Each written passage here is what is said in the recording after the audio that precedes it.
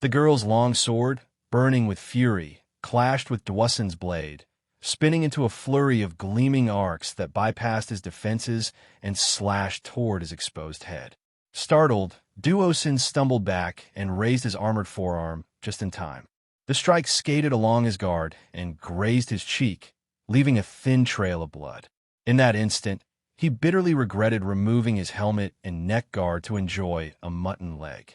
But there was no time to dwell on his mistake. Olivia didn't pause. Her sword danced with cold, merciless precision, each thrust like a viper's strike, unrelenting and aimed directly at the only part of Duosin unprotected by armor, his face. Forced into a purely defensive stance, Duosin struggled to block her attacks. The close quarters robbed him of leverage, and Olivia's relentless assault turned his size into a liability. She pressed forward without mercy, giving him no chance to retreat. Meanwhile, Leon and Azirian flanked Duosin from either side, blades drawn. The room erupted into chaos as the attendants outside the door finally realized what was happening. Startled, some mistook Leon and Azirian for allies. Only the knights familiar with the Canadar tongue recognized the betrayal. They're enemies. Kill them, one shouted, but the crowd blocked their path. Leon and Azirian didn't hesitate. They darted past Duosin and slashed at the vulnerable joints behind his leg armor, aiming for the exposed tendons. Duosin twisted his waist and dropped low, barely dodging the dual strike. Sparks flew as steel scraped his armor. But the brief disruption was enough. Olivia's blade struck. A feint, a spin, a deadly arc. Her sword slammed into his neck, the steel biting deep until it lodged in the chainmail. Blood trickled from the wound. If she hadn't held back, he would have been decapitated. Duosin collapsed to one knee, frozen. Death had nearly claimed him. Leon and Azirian seized the moment, crossing their blades against the noble's neck and back. "Back off!" Azirian barked in the native tongue, startling the encroaching guards. The attendants froze. Their lord's life hung in the balance. To attack now would doom them all. Two halberd knights pushed through the throng, only to halt in stunned silence at the scene before them. Leon swiftly disarmed Duosin, confiscating his knight's sword. Azirian growled, "Bring 3 horses to the door, now, or your lord dies." A strange smile tugged at Dwussen's lips. "Your Yuri Yin is impressive. Who taught you?" "Shut up, Canadar scum," Azirian snapped. His father's face flashed in his mind, his death etched into memory. Dwussen's eyes gleamed with calculation. "You don't plan to release me, but I propose a trade. For every quarter hour you don't surrender, I'll have 1 villager killed, starting with her father." His gaze locked provocatively on Olivia. Her eyes narrowed, but Leon answered first, his voice cold. "We're not from here," Leon said, pressing his sword to the noble's neck. "Kill all the villagers you want. They mean nothing to us." He bent closer, voice dropping to a deadly whisper. "But our families were butchered by your kind. So how about this? For every minute you stall, I start chopping you into pieces. Starting with your dick." Duosin fell silent. The threat was too real. His plan to buy time had failed.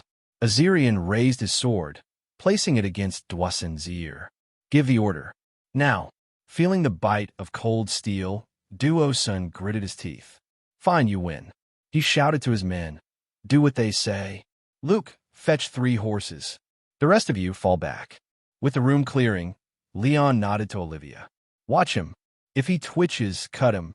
Azirian and Leon swiftly stripped off the noble's armor, leaving him in nothing but a linen shirt.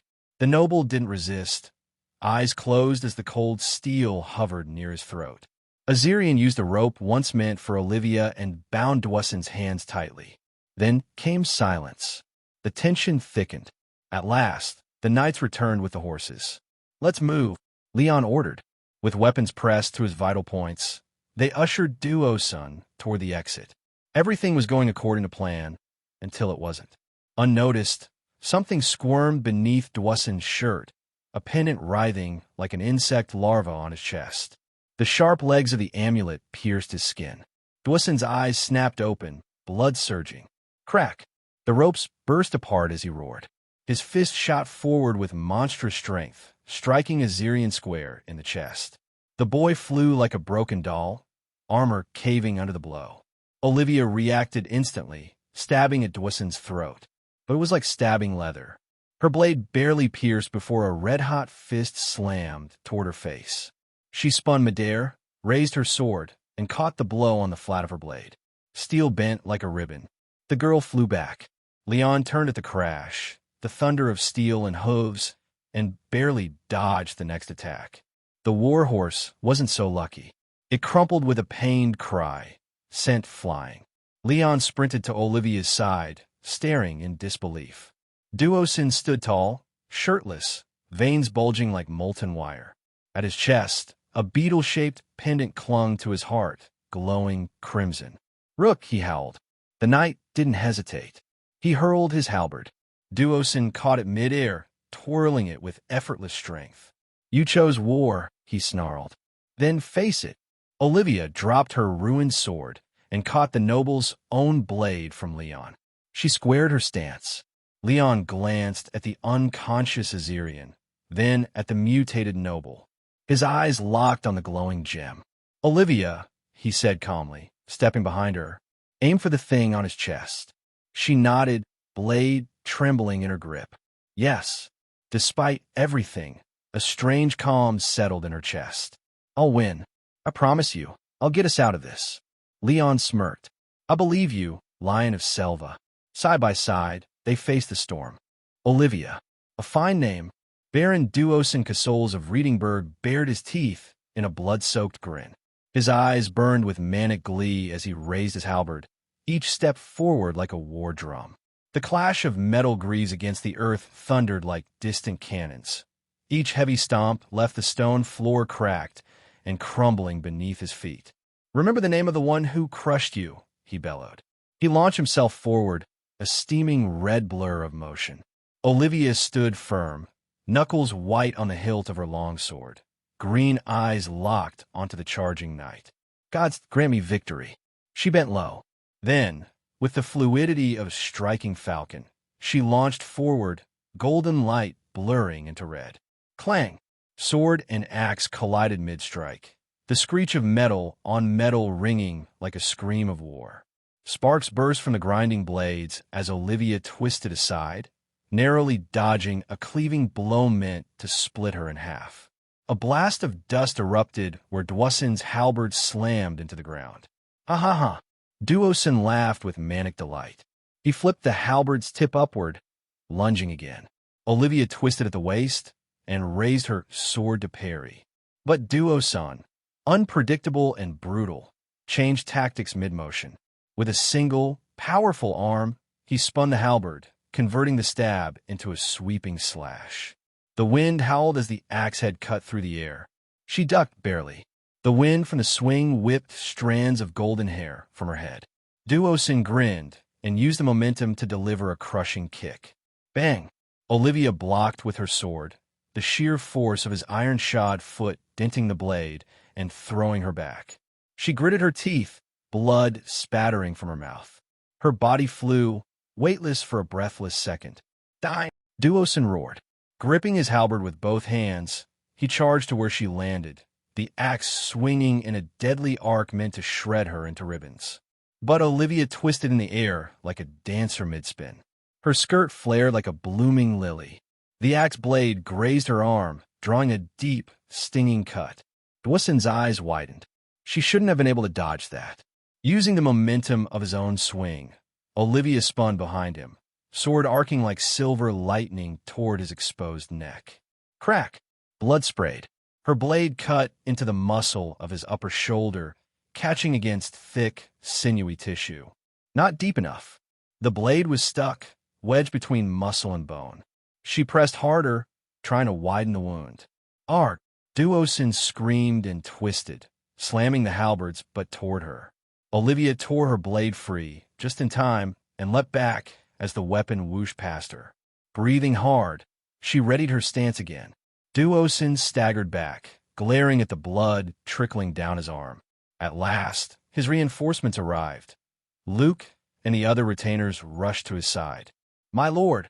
Are you injured? Dwassen's blood boiled, not from pain, but from humiliation. This girl had wounded him, humiliated him. This isn't a real duel, one of the knights said. She's no knight. Kill her.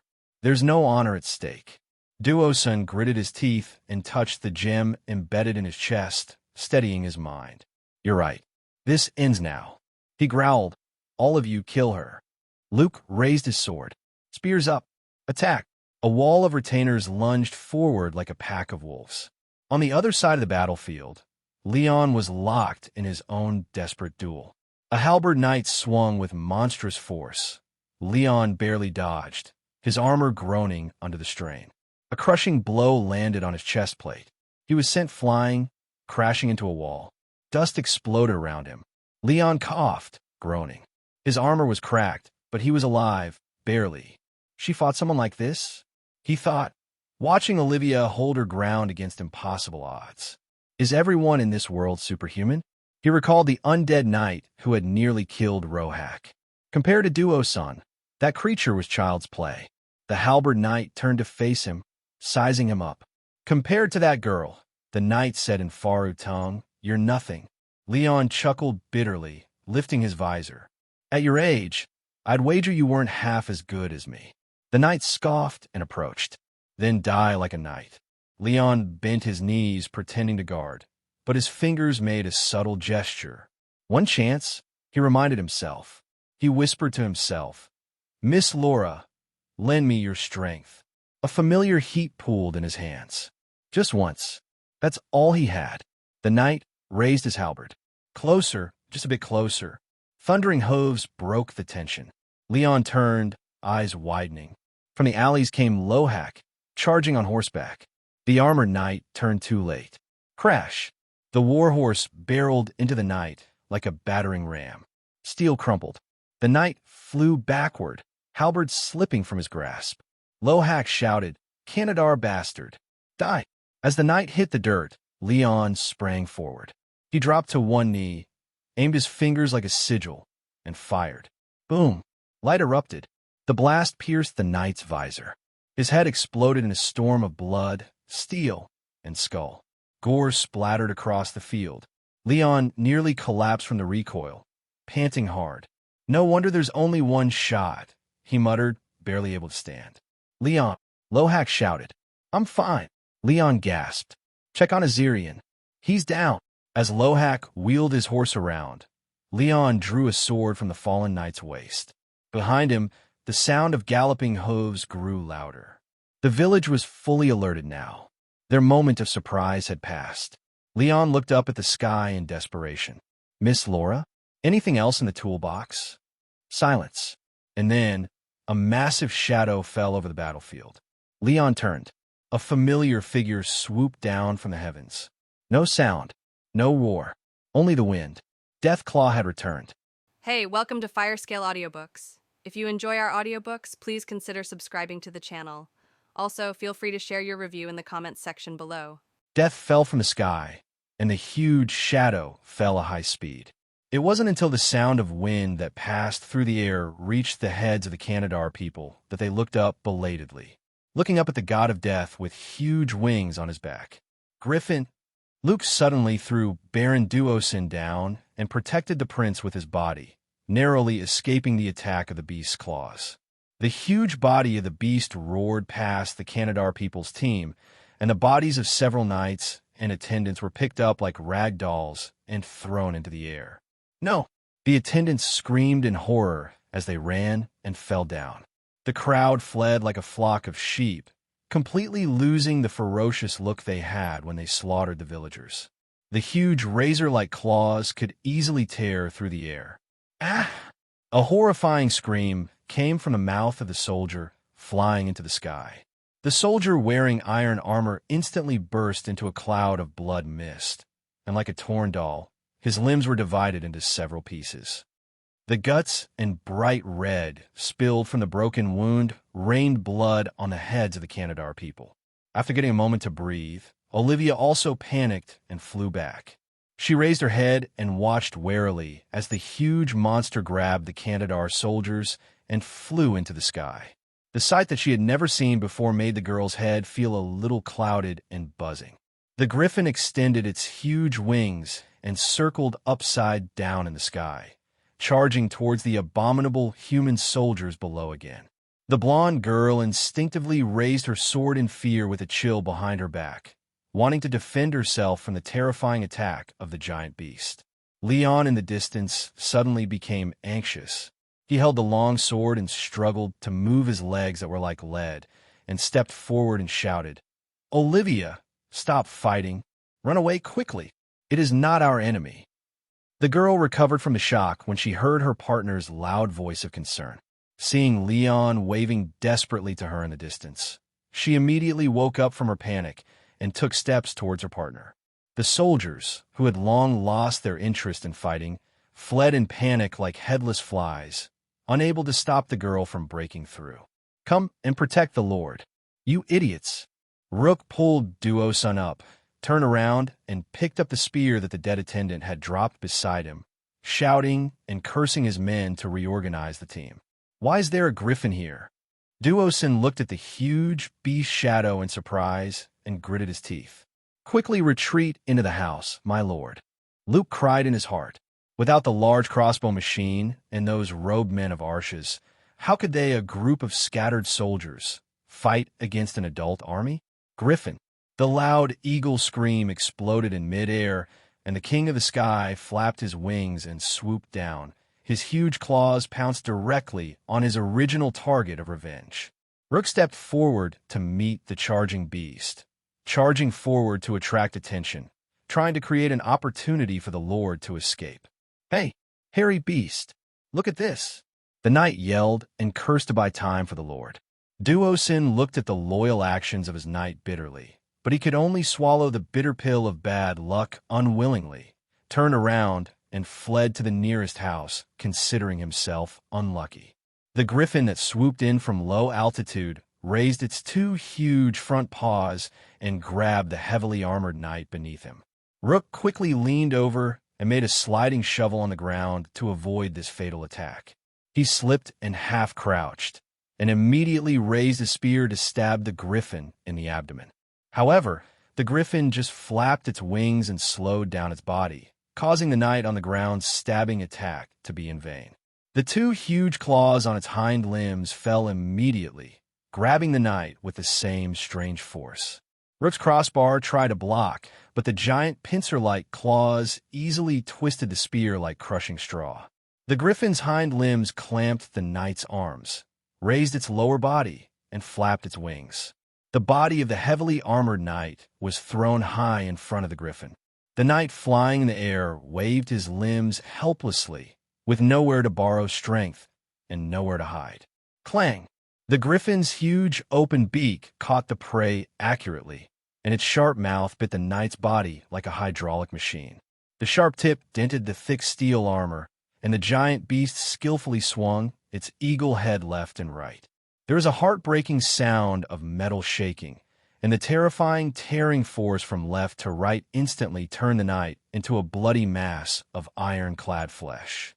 Throwing away the knight's remains like trash, the griffin raised its wings and soared into the air, turned around in a circle, and leaned down again to pursue the unforgettable smell. The gathered soldiers completely lost their command, and the crowd collapsed in fear. The few surviving servants who lost their knight master completely abandoned Duo-san and ran for their lives to both sides alone. Only a few knights who were still directly loyal to the Baron followed the fleeing Duo-san. Quickly knocking open the wooden door in front of him, Duo-san fled into the nearby house. Listening to the blood-curdling screams of the attendants who were unfortunately left behind outside, Duo-san was furious. Before he could even take a breath, the roof above his head suddenly creaked and made an overwhelming noise. With a thunderous impact, rubble and wooden beams crashed down. Duo-san waved his halberd in the dust and opened the beam that fell and hit him. The huge body of the griffin was lying on the wall of the house outside. The huge beak immediately penetrated the roof of the cave entrance and bit Duo-san. "You damn beast!" Duo-san fought back angrily, swinging his halberd and axe with all his strength to slash at the huge eagle's beak. With a bang, the heavy axe blade hit the griffin's head sideways due to the strange force erupting from the red muscles. Although the halberd only left a scratch on the extremely hard beak, the angry griffin flapped its wings and flew up, readjusted its angle, and swooped down with its right claw towards the target. Dosen had nowhere to hide in the narrow space, so he had to thrust his halberd at the beast's claw. Bang! With a loud bang, Baron Dosen's body smashed through the wall and flew out like a kite with a broken string. Stumbling on the ground like a ball, Dosen spit out a mouthful of old blood and spilled it on the ground. As soon as he stopped at the wall at the entrance of the alley, he endured the pain and tried to get up with his hands and feet. The gem on his chest continuously transported magic into Dosen's body, repairing the injuries in his body. As soon as he looked up, he was lucky to find that he had fallen in front of a war horse tied to the entrance of the alley by an unknown servant. The horse was neighing in fear. He quickly got up and jumped on the horse, and Duosin pulled the reins and fled. At the village head, the mercenary cavalryman who came on horseback across the street looked at the giant beast flapping its wings and flying low in the distance, and stopped their horses in surprise. Griffin? Where did the griffin come from? What's going on? What's the situation? Amid the chattering, the mercenaries looked at each other in panic. Boss, what should we do? Are we still going to save the Baron? One person bowed his head beside the mercenary leader and asked in a low voice. The mercenary leader looked at his men with regret. Save a fart. We don't even have a heavy crossbow, and we go to fight this monster? Are we going to die? Tell the brothers to turn around and run. The mercenaries who make a living by licking blood on the edge of a knife are not fools who don't know how to live or die. Under the shouting of the mercenary leader, the sound of the horn that was blown again conveyed the order to retreat to the mercenaries. The hired cavalrymen immediately turned their horses around in unison, ruthlessly choosing to abandon their employers. You have to have money to spend, but you also have to have a life to spend it. Leon, the girl bypassed the fleeing soldiers and rushed into the alley at a rapid pace. After seeing the hole in the breastplate of her partner leaning against the wall and his swaying body, she quickly reached out to steady Leon's shoulder. Olivia opened her eyes wide with concern and looked up and down. Were you injured? Are you okay? Leon shook his head at her. Don't worry, I'm fine. Just a little weak, but is your shoulder seriously injured? He looked at the skin exposed after Olivia's left sleeve was torn open. On the upper side of the originally delicate and smooth left arm, a large and shocking abrasion was still oozing bright red blood. The girl secretly endured the faint pain in her abdomen after being kicked hard and smiled reluctantly. It's okay, it's just a scratch. Leon had to reluctantly let go. Lohak drove the horse back to them with another partner on his back. Looking up at his companion lying on the horse, Leon worriedly said, "Is Azirian?" Before Lohak could answer, Azirian weakly raised his arm from the other side and waved, "That it's okay, cough, cough, cough. Not dead. It's good that he's okay." Leon breathed a sigh of relief.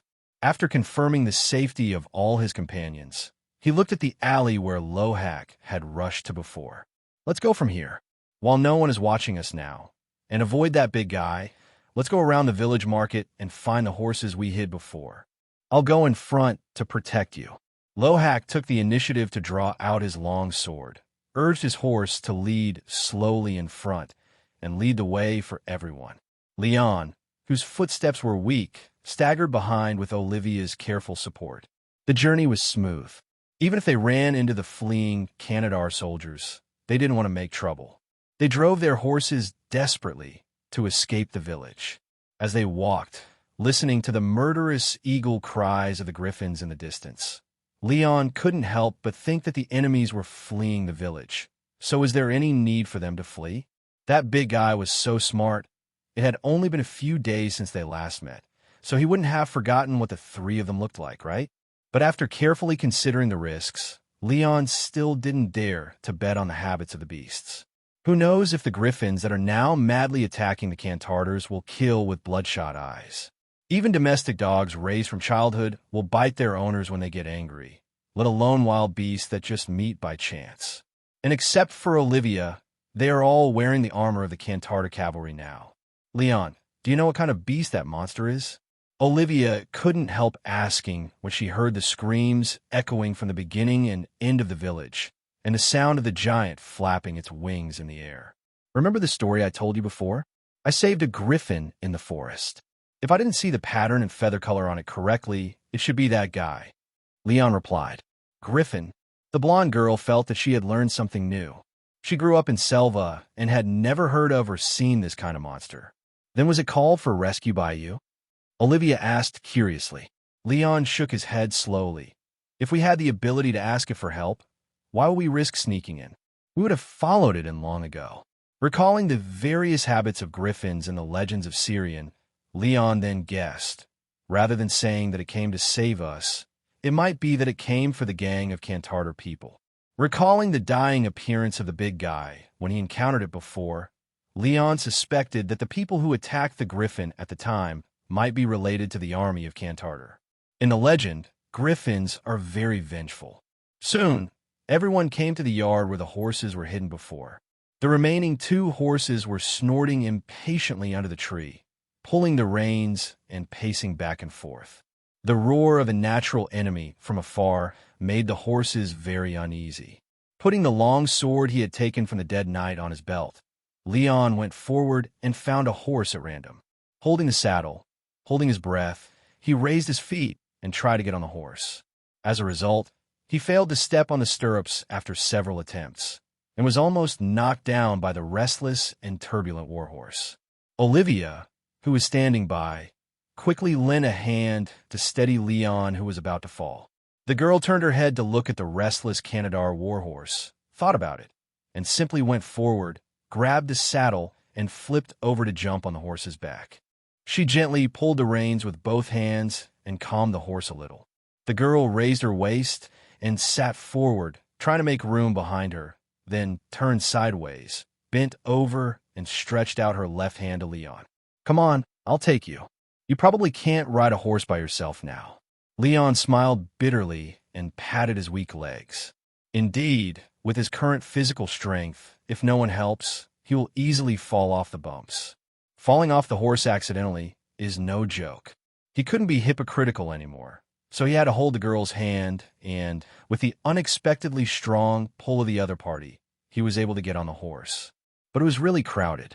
Leon pressed against the girl's back, not knowing where to put his hands. The seat of the saddle was not big to begin with. Now, 2 people were riding together. If Olivia in front of him was not petite, if it were someone else, there would probably be no place to sit. The girl seemed to notice the embarrassment of the person behind her. She turned back and reminded her generously. It's okay. Please hold me tight. It will be troublesome if you get thrown off. That's rude. Leon nodded embarrassedly and stretched his hand around the waist of the girl in front of him. To avoid further embarrassment, he simply let go of one hand and grabbed the cavalry spear next to him with his free right hand. Fortunately, he was now wearing armor and iron gloves on his hands. His body was isolated by thick armor lining and chainmail, so even if he really wanted to take advantage of the girl, he couldn't. TSK, what a pity. Oh no, I mean fortunately. Holding Olivia from behind with one hand, Leon sighed silently in his heart.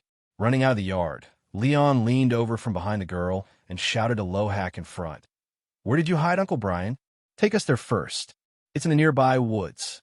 Lohak threw the reins and accelerated the speed with Azirian lying on the horse's back. The figures of the Canadar cavalry were no longer seen along the way. Perhaps they had escaped, or perhaps they had hidden. Just like that, he rushed out of the village following Lohak, who led the way. Galloping on the dirt road, before they approached the woods outside the village, Leon heard fierce shouts from behind. Not far down the gentle slope on the right, a familiar shirtless figure also rode out of the village. Leon, it's that guy. Olivia, who was riding the horse, turned around almost at the same time and noticed the Canadar nobleman who was fleeing on horseback. But at this moment, from a distance, his exposed upper body was no longer red. The previous arrogance was gone, and only the desperate embarrassment remained. I don't know how he escaped from the pursuit of the griffin, But looking at the other party's weak appearance, Leon made up his mind without thinking. Enemies are on a narrow road. Can this let you run away? Olivia, do you still have the strength to fight? Leon asked the girl in front of him. Well, I can still fight, but you... The girl turned back hesitantly. It doesn't matter. I'm not that weak yet. Leon gestured to her to rest assured. After saying that, he shouted to his companion in front of him. Lohak, come with me to intercept the naked guy on the right. Lohak glanced to the right and rear, saw the target his companion was talking about, and immediately turned his horse's head. Azirian, hold on. The two riders, one in front and one behind, quickly detoured from the slope, rushed down the gentle slope, and intercepted him separately. The sound of galloping horses in front immediately attracted Dawson's attention. Recognizing the figure in white skirt on the horse's back, his pupils couldn't help but dilate. At this moment, it was impossible to avoid the two riders who intercepted him in the narrow wild road below the slope. The mood of escaping death just now fell to the bottom. There was no magic in the gem. Now he was seriously injured and couldn't even hold the sword anymore. Behind Olivia, Leon silently leveled the spear in his right hand and pointed it at the enemy in front. It was a bit reluctant, and the unstable spear body was shaking. He was about to clamp the spear under his armpit, but the spear in front of him suddenly stabilized. It was Olivia who raised her hand to hold the spear handle firmly. Leave it to me. Leon nodded silently and let go of his right hand. Evildoer. The girl leaned down and almost lost her voice in her angry voice at the enemy who was getting closer and closer. Pay blood debt for your crimes.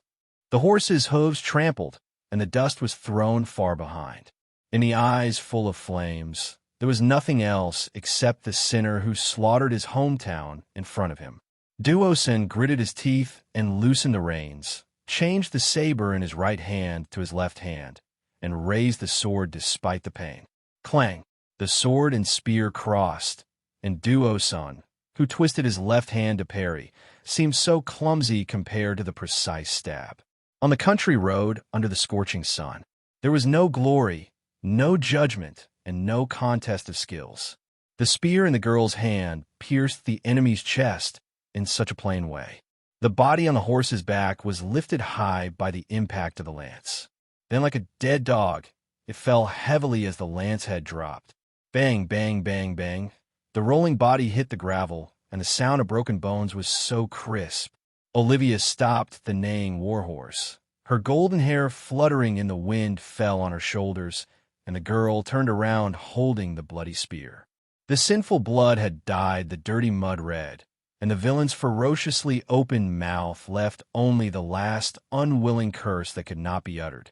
It's a pity that this bastard died so quickly, Lohak drove his horse to the body of the Canadar, noble, and spat in disgust.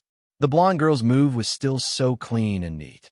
Lohak only regretted that he didn't have time to come over to finish off the villain, and the execution-like stab directly ended the life of the villain.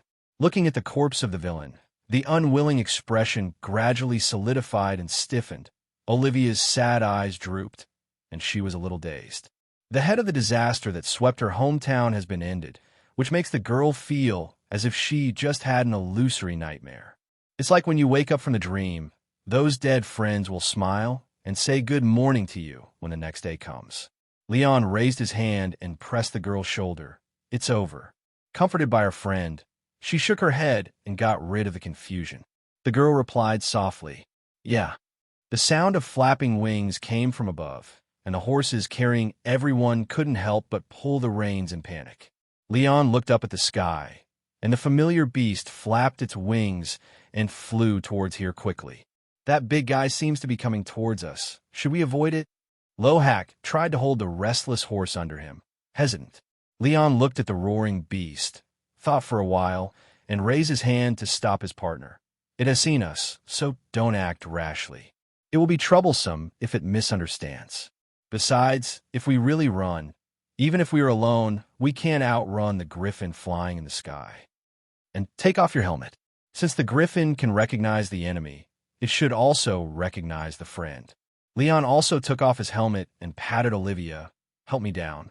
The girl hurriedly jumped off the horse and reached out to help Leon back to the ground. Stand away. If you're really unlucky, you will... Oh, forget it. Looking at the girl's indifferent and firm eyes, Leon had to swallow the half-said advice.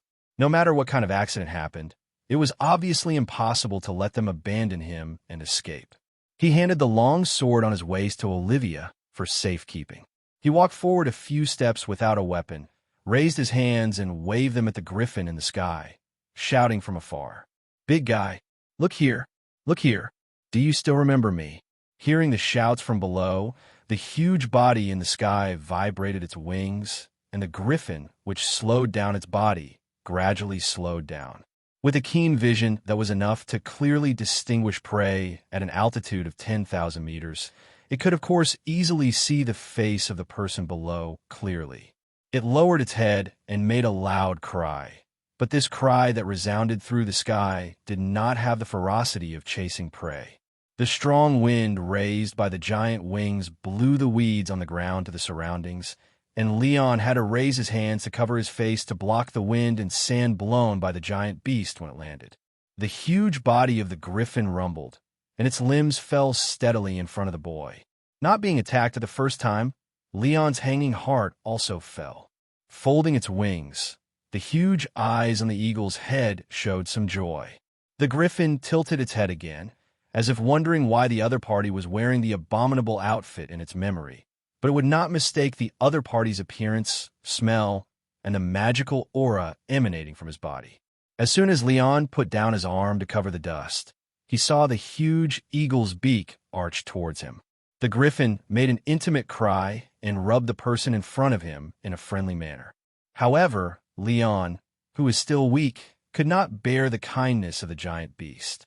He was knocked to the ground by the huge head before he could stand firmly. Exclamation point. Olivia's green eyes were a little nervous, and she raised her hand to hold the hilt tightly. The griffin's claws and eagle's beak were still stained with large pieces of bright red blood and fragments of suspected internal organs and limbs. From the side, this scene was really not warm, but seemed like an evil beast wanting to eat. "It's okay. It's okay." Leon hurriedly waved his hand to the girl beside him. Turning his head, looking at the big guy's head hanging down in front of him, Leon raised his arms as wide as he could and hugged its feathery neck.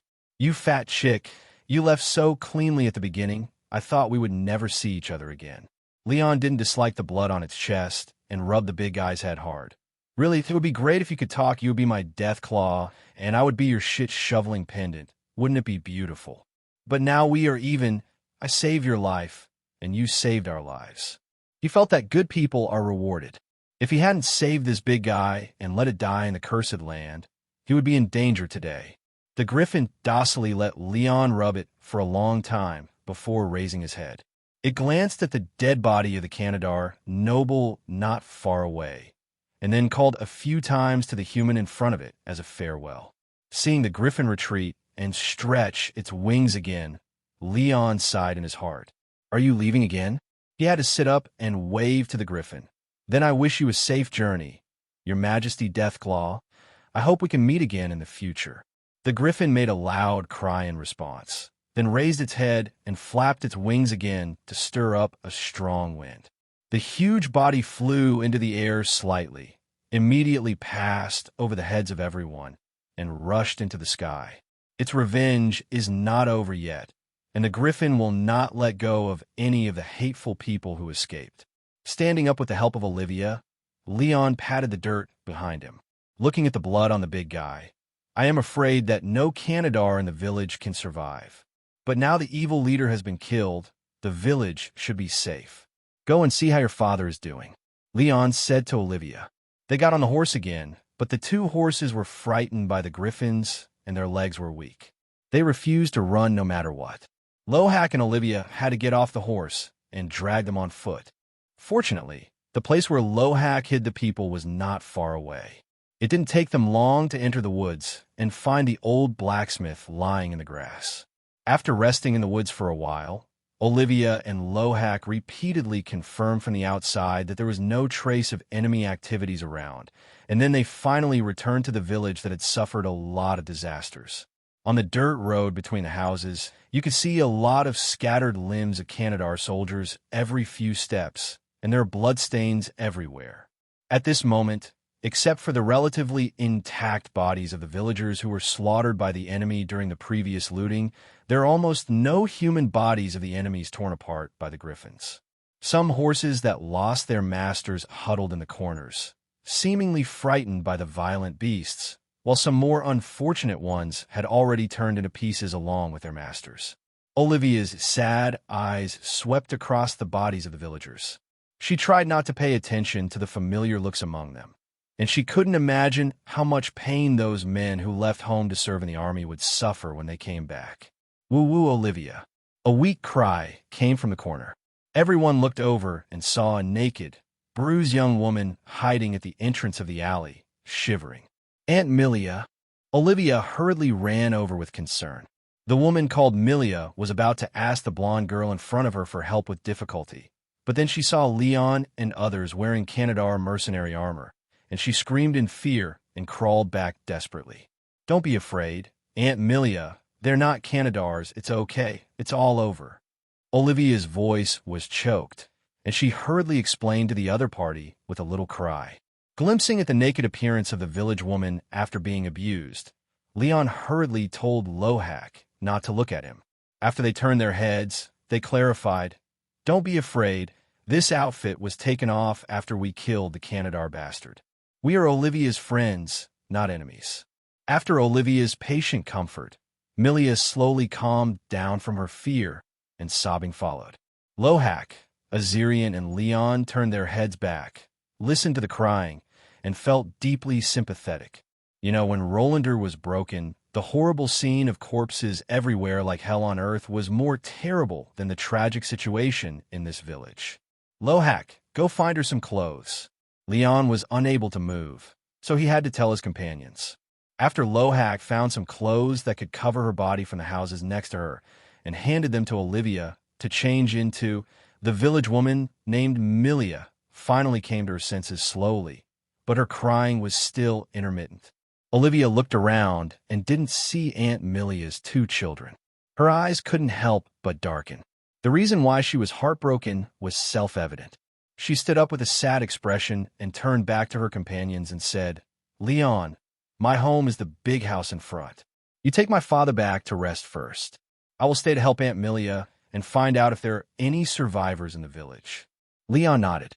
At the moment, he and Azirian couldn't move, and there was really nothing he could do to help her. Besides, the other party was so skilled in martial arts that she didn't need Lohak's protection. Everyone urged the horses to move forward and came to Olivia's house according to the instructions. It can be seen that the door was smashed open, and the inside was also looted by the Canadars. The tables, chairs, boxes, and cabinets were in a mess. Lohak tied up the horse and went in a clear path. Fortunately, he still had enough strength to move Azirian and the old blacksmith. The tall and strong boy grunted and carried the two wounded into the house, and then he and Leon took off the armor on everyone. Finally, we can rest. Looking at Lohak, who volunteered to stand guard at the door, Leon, who took off his armor, leaned against the wall with peace of mind and squinted his eyes. He didn't know if guiding the release of Isha's arrow consumed too much of his energy, so he fell into a deep sleep this night. It wasn't until Leon woke up naturally and opened his eyes that he realized that he had been moved to a bed in a certain room at some point. The mattress behind her was very thick and soft. The pillow behind her head was really comfortable, and the quilt on her body had an inexplicable faint fragrance. In a daze, this comfortable feeling made him feel like he was back in his bedroom on Earth, except for the dinging alarm on his cell phone to remind him to go to work. He took a long breath, cleared his head, and dispelled the nostalgic hallucination. Leon turned his head to the side in a daze and looked around. The room was very dark, there were no candles or oil lamps, and the wooden windows were closed, so no light could be seen. I don't know how long I have been sleeping, and I can't tell whether it is day or night. My physical strength has recovered a lot, and although my chest still hurts slightly, the injury is not serious. Sitting up, Leon lifted the quilt and moved his feet from the edge of the bed to reach the floor. As a result, Leon was startled by the sudden soft feeling under his feet. He accidentally stepped on a piece of body that felt soft to the touch, and he quickly raised his feet reflexively. The sleeping girl opened her blurred eyes. She stood up from the blanket on the floor and raised her hand to rub her groggy eyes. In the darkness, the girl looked up and vaguely saw the figure sitting up on the bed, so she greeted softly, "Leon, you're awake." "Olivia, why are you sleeping on the floor?" Although Leon couldn't see clearly in the dark, he obviously couldn't mishear the voice of the girl under the bed. The girl who had just been woken up was a little dazed. She sat up on her knees, yawned, and replied in a daze. "But there's only one bed in the room, and the guest room is also full of injured people." Leon was a little embarrassed. How could a man like him seize the little girl's bed? "Sorry, I slept so hard that I don't even know how that boy from Loark moved me into your room." "No, I carried you up. I think you were too tired, so it would be better to sleep on the bed and have a good rest." Olivia clarified for Loark, who was innocently shot. Hearing this, Leon was immediately speechless. Although the girl did have good intentions, he always felt a little uncomfortable. Why did he seem to have picked up the wrong heroine script? Generally speaking, wouldn't men like him give up their beds to women to rest? By the way, I noticed that Olivia used the word hug in her mouth. Leon couldn't imagine how he would be picked up by the other party while he was sleeping. He hoped it would be a sack hug, not a princess hug. Otherwise, the picture would be too beautiful to look at directly. After moving his position and stepping on the ground from the side, Leon stood up and said to the girl, "You can sleep on the bed. I'm not injured and I've had enough rest now." As he spoke, he groped around Olivia's mattress on the floor, walked to the opposite side of the bed, and pushed open the leather-covered wooden window. The moonlight shines in, and it turns out that it is already late at night. Looking back at the illuminated room, he wanted to say something, but Leon's heart suddenly slowed down. The hair fell like a waterfall on the girl's shoulders, as if the moonlight thrown into the room was dyed with a layer of gauze, and the dazzling golden luster was much softer at this moment. The girl's expression was slightly hazy with lingering sleepiness. Her fair skin was reflected in the night sky with a translucent pink color, and her green eyes were still as bright stars when she looked over. "It doesn't matter. How can I let you save your sleep on the ground?" Olivia shook her head. Leon suppressed his accelerated heartbeat and looked at the girl's left shoulder, which had been simply bandaged. Then he became tough and continued to urge, "You are a wounded person, but I am not injured. Just think of it as a man who wants to show off your face. Don't argue with me. I can't let you, a little girl, give me a bed to sleep on the ground." Seeing that the other party was exaggerating about male dignity, Olivia had no choice but to tilt her head and accept the other party's humility. "Okay, since you insist so much." However, when she stood up, she was still a little dissatisfied with the title. "You don't look much older than me. Although I'm not tall, I'm still 16 years old. I'm not a little girl." Leon chuckled to himself. He was the same age as this body, but he was still 10 years older than his previous life. In his previous life, even the children of his colleagues called him uncle. After the girl climbed onto the bed and got into her own bed, Leon closed the window and walked towards the bedding on the ground. "Bend down and lift the quilt." However, when he actually lay down on it, he realized that there was something wrong with his proposal. The residual heat of body temperature in the bed had not yet dissipated, and the obvious fragrance penetrated his nose. Why does it feel like I have become a pervert who secretly sniffs girls' personal belongings?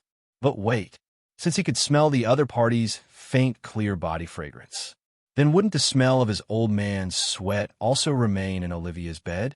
Leon was instantly embarrassed and at a loss what to do. It's not that he's careless, but he's been living in the open before, and today there's a lot of fighting, so there's no time to take care of him. Leon raised his hand and quickly smelled himself. Fortunately, he didn't smell much, so he felt a little relieved. Maybe it's because this boy's body is still young, and he doesn't have the strong body odor of an adult male. But he ignored that. In fact, unless the smell is too irritating, it is difficult for everyone to distinguish the smell that their sense of smell has long been accustomed to. On the bed, Olivia's cheeks were hot when she smelled the strange smell in the quilt. The next morning, Leon woke up early and did not disturb Olivia, who was still sleeping. He first tidied up the bedding on the ground and left her room quietly. When he went downstairs, he saw many women and girls of different ages lying in the lobby on the first floor that had been cleaned up. They were cuddled together in twos and threes, with tears on their faces, still sleeping soundly. There was no sign of Lohack at the door. They were all young teenagers or even children, led by several young men. They wore ill-fitting armor that they had taken from some corpse, grabbed swords and spears, and silently guarded the women and children resting in the house. Leon walked down the stairs lightly. The sound startled the temporary guards at the door. They looked back into the house and saw the stranger Olivia had mentioned. Although the eyes of the young man and the child were full of pain and sadness, they still nodded to Leon gratefully. Feeling their friendliness, Leon nodded in response and walked out of the door silently. Breathing the blood in the air that had not yet dissipated, he was surprised to find that the streets had been cleaned up and there were no corpses everywhere yesterday. After walking a distance and standing in the direction of the village market, Leon looked far away and saw a large number of bodies covered with sackcloth piled up in the open space in the center of the village waiting to be buried.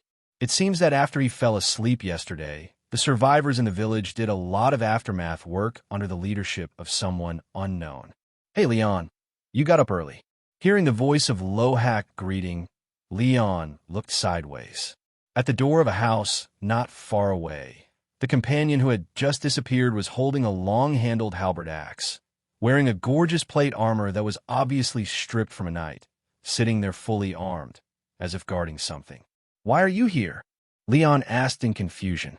Armored and armed, Lohack pointed to the door behind him. "Olivia was busy inside and outside yesterday.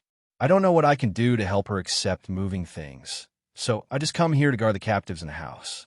"Captives?" Leon asked in confusion. "Are there any surviving Canadars?" "Yes, there is only one alive, but it's a big fish, a knight whose thigh was cut by Olivia."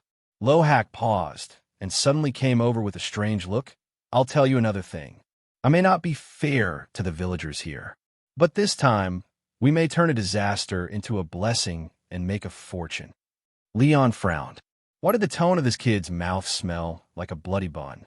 I thought he was going to take advantage of the fire to rob, but he also knew that his partner was not that kind of person.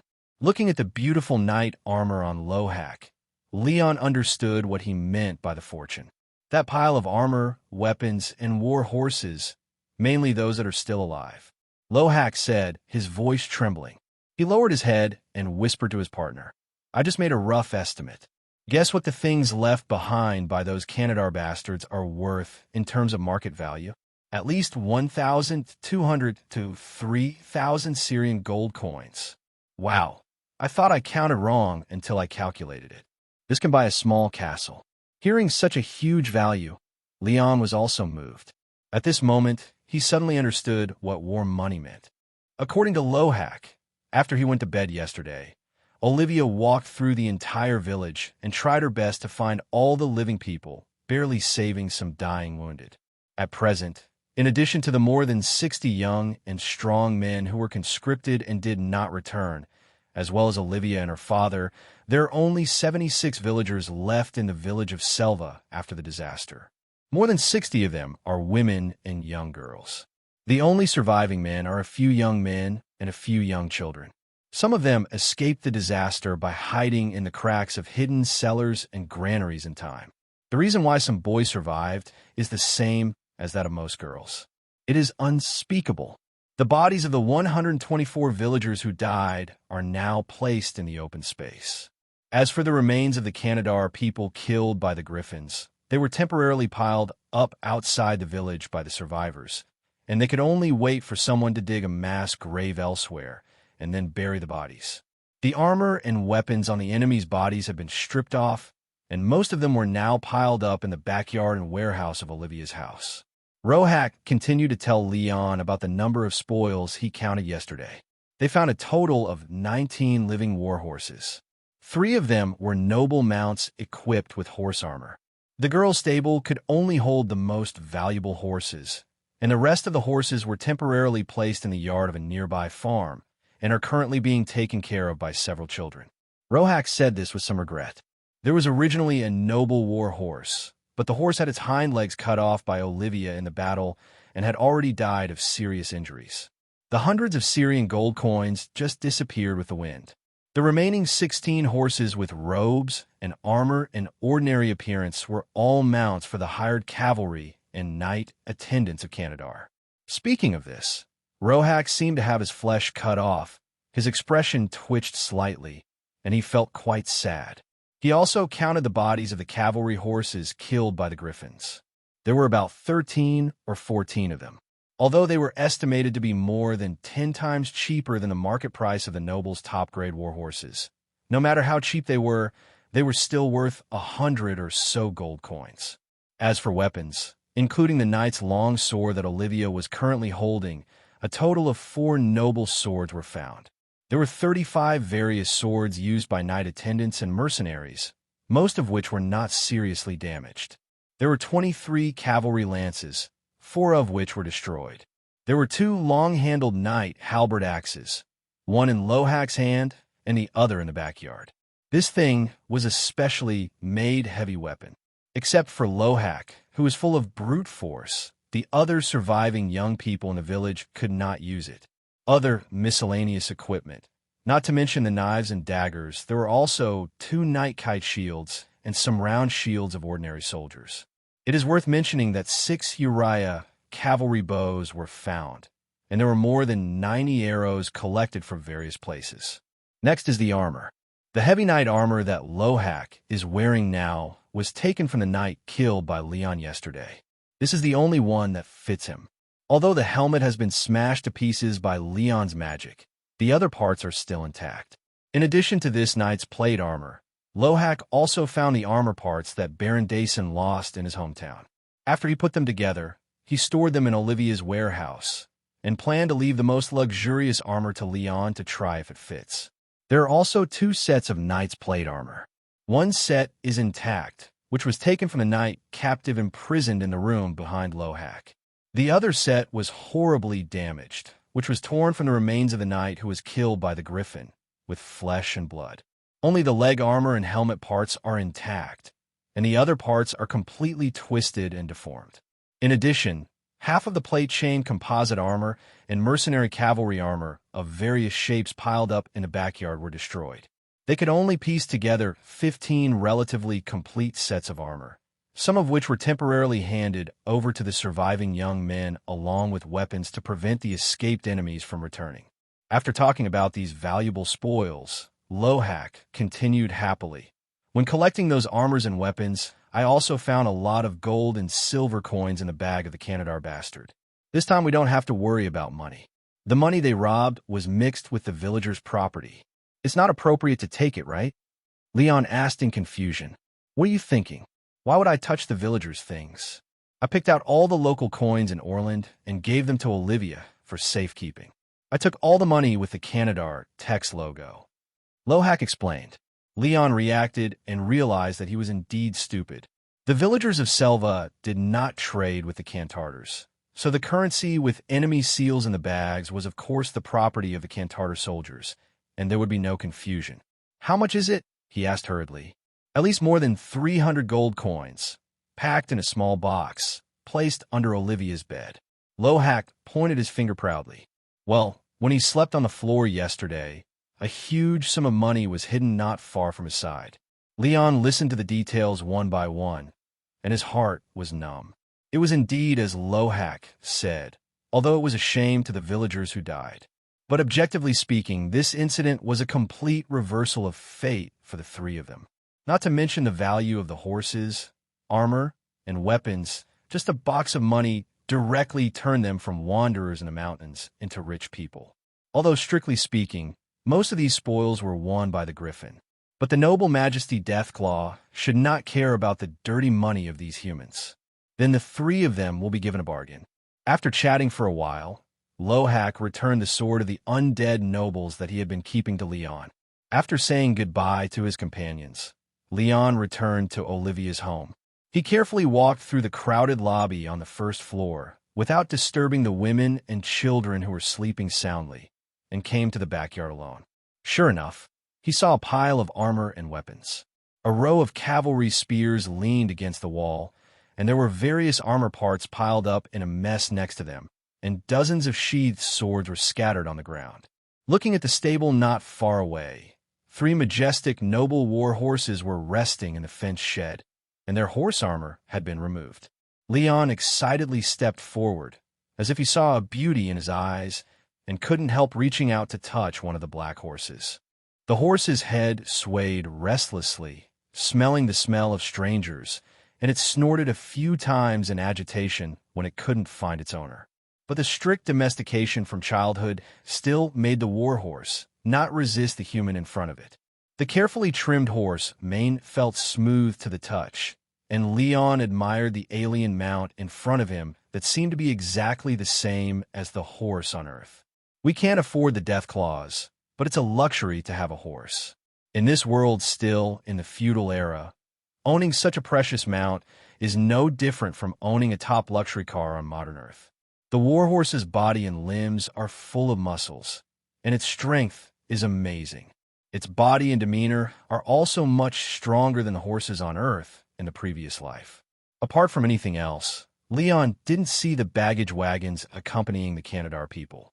These war horses can wear heavy armor all the way, carry fully armed heavy cavalry on their backs, and charge into battle after a long journey. They are incredibly tough. However, if you think about it, if you want to keep them healthy and not lose weight, I'm afraid the daily feed will also cost a lot. This is exactly the same as raising a car in the previous life. You can afford a good car, but you may not be able to afford it. Fortunately, your previous master gave me a lot of gold coins. Leon played with this BMW and let the horse go after he had enough fun. He turned and walked towards the warehouse in the backyard. The door was not locked, so he walked straight in and saw the set of Canadar Noble Knight Plate armor mentioned by Lohak. The helmet with a double snake carving headdress, a tightly fitted neck guard, a breastplate connected to the hip and shoulder shield, overlapping shoulder armor and arm armor, and iron gloves, greaves, and iron boots with distinct tendons and flexible joints. The armor seemed to be plated with silver, shiny and bright, with exquisite workmanship. The shape was a bit similar to the Gothic style of the previous life, but there were obvious differences. Holding up the breastplate with both hands and admiring it for a while, Leon was very satisfied. Wearing this sturdy and gorgeous armor would definitely be very showy. Unfortunately, he didn't like the snake carvings on the top of the helmet and the human face reliefs on the surface of the visor. They were too much of Canadar. The characteristic decorations of the enemy culture made Leon feel uncomfortable even if there was no problem from an artistic point of view. If he used this set of armor frequently in the future, he would have to find someone to replace the headdress and visor. Glancing sideways, he saw the complete armor-lined inner jacket and the open-chested black robe on the side, and he couldn't wait to try whether it fit. He took off the noble sword on his waist and put it aside, picked up the lining and robe and shook them. But when he saw the Canadar family emblem on the black robe, Leon threw it away in disdain and didn't want to touch it again. I'd better make a new robe in the future. After putting on the lining, Leon tried to put on the armor. After looking at the structure of the armor, although it was very delicately designed, it didn't seem to be the type that one person couldn't wear. It should just take a little more time. So, the warehouse soon rang with the sound of busy work. Halfway through, just as Leon sat on the box and turned his body with some difficulty, trying to reach the buckle of the shoulder armor at the back of his shoulder, a familiar voice came from the door. "Let me help you." Hearing the sound of quick steps, he turned his head and saw Olivia wearing a brand new corset. "Thank you." Leon nodded. Although he could wear it alone, it would be better to have someone to help. The Knight Master always had a servant to help him put on the armor, but it was not as hard as he did it himself. There are a few leather buckles at the back. Leon stood up and obediently showed the girl the connecting parts of the shoulder and armpit armor structure. Olivia came closer and raised her hand to help the other person buckle the leather buckles and knobs carefully. With the help of the thoughtful girl, Leon quickly put on the armor. He took the gorgeous sword beside him, fixed it with the scabbard on the belt around his waist, then tried to walk a little and jumped a few times. It feels a little loose inside. After all, this body is still a 16-year-old boy, and his height is currently estimated to be about 1.75 meters. Compared with the tall, middle-aged nobleman who is estimated to be more than 1.8 meters tall and has big muscles all over his body, there's a lot of difference in physique. But it's not a big problem. After all, armor is not clothes-fitting clothing, and it's not to the point where it can't be used if the body is almost in shape. Looking down at the exquisite and sturdy silver armor on his body and the noble sword on his waist that finally matches the outfit, Leon just regrets that there is no mirror, so he can't see his showy appearance at the moment, and wonders if he looks like a serious knight. How is it? Is it cool? After getting a set of luxurious armor, Leon, who was in high spirits, couldn't help but ask the girl casually. Cool. Olivia didn't quite understand the pronunciation. I look... Oh, nothing. Leon calmed down and gave up the idea of explaining. This girl just lost so many familiar friends and folks, and it was really not easy for him to share his personal joy abruptly at this moment. Are you looking for me? He asked instead. The girl nodded quietly. My father woke up. He wants to see you and thank you. I came back late today, and I have to go to work in the morning tomorrow, so I have to go to bed early, so I will update 3,400 words, but I will get off work early tomorrow, and I will update 5,000 words tomorrow to make up for it. Passing by the lobby, many women who had taken refuge in Olivia's home had already woken up. They organized spontaneously, some started to help clean, and some left the house to prepare food for everyone. No matter what hardships and sorrows we go through, life will continue to go on. Leon followed Olivia into the old blacksmith's room. As soon as he entered the door, he saw the strong old man trying to get up and get down. Father, you should get more rest now. Olivia frowned, a little dissatisfied and angry, and stepped forward to push her old father back to the bed and cover him with the quilt again. Oh, I'm not that fragile yet, Olivia.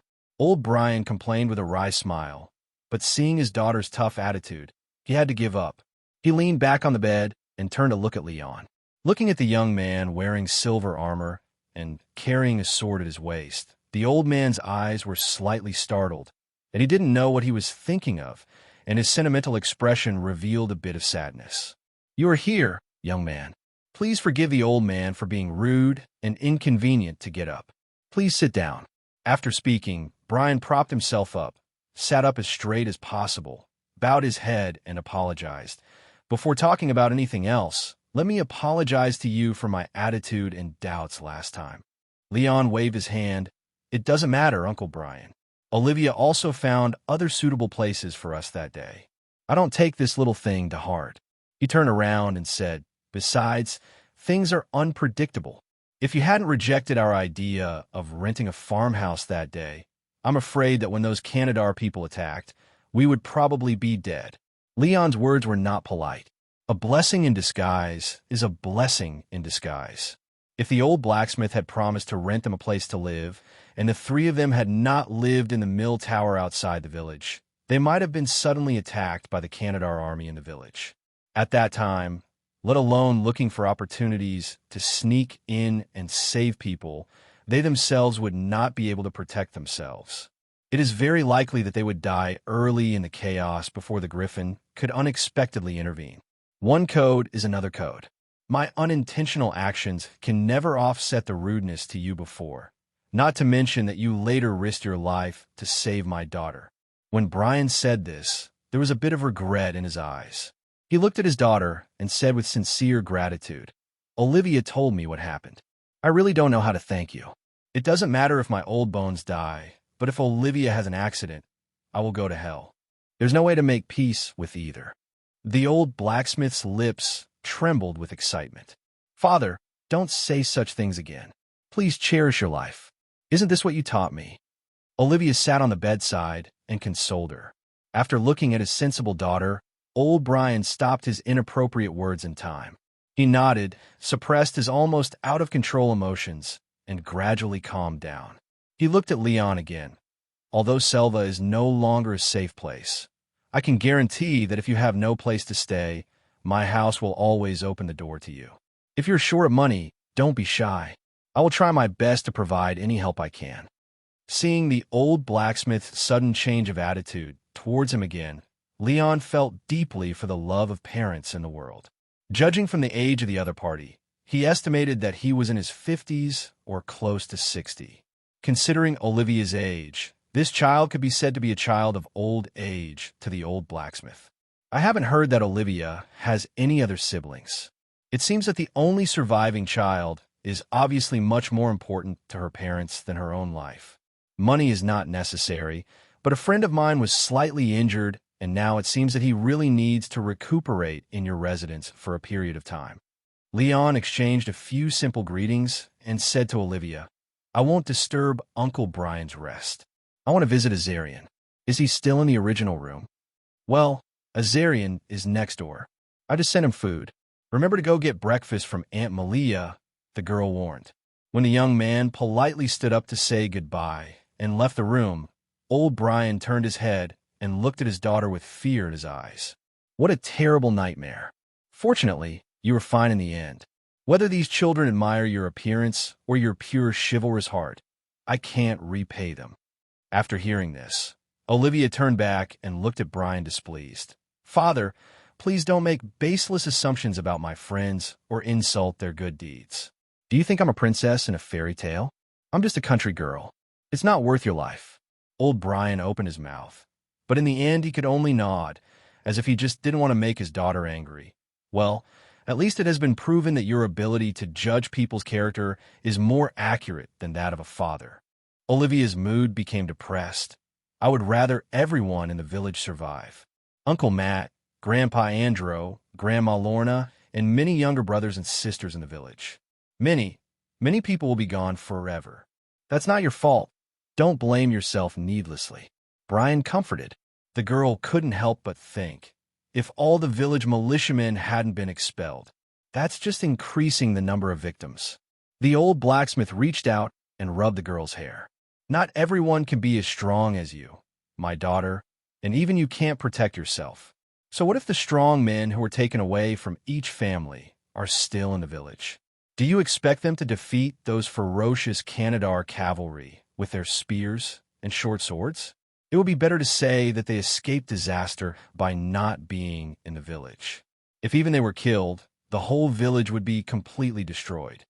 I know, Father, but if I can become stronger, the girl lowered her head unwillingly and looked at the sword that was always on her waist. Brian saw his daughter staring at the hilt of the sword in a trance. He couldn't help but hesitated, and finally sighed helplessly. I will no longer stop you from learning swordsmanship in the future. The world is getting more and more chaotic. I am old, and it is difficult to protect you. Even a remote place like Selva is inevitably involved in the war. As he said, the old blacksmith looked out the window. If it doesn't work, when I recover from my injuries, I will give this house to the 3 young people, and we will move to the north. How did you rest? Leon walked into the guest room, where Azarian slept, and greeted his partner, who was eating breakfast on the bed. Azarian chewed bread and dried meat, turned around and saw Leon in armor. His eyes lit up, and he couldn't help but joked. Your outfit is good. I want to get out of bed and bow to you, Lord Leon. That common people can't afford it, Sir Azarian.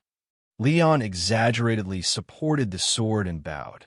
Seeing his partner's weird etiquette, Azarian was amused, but he immediately shook his head. I didn't inherit the title and territory, so I can't be called knight.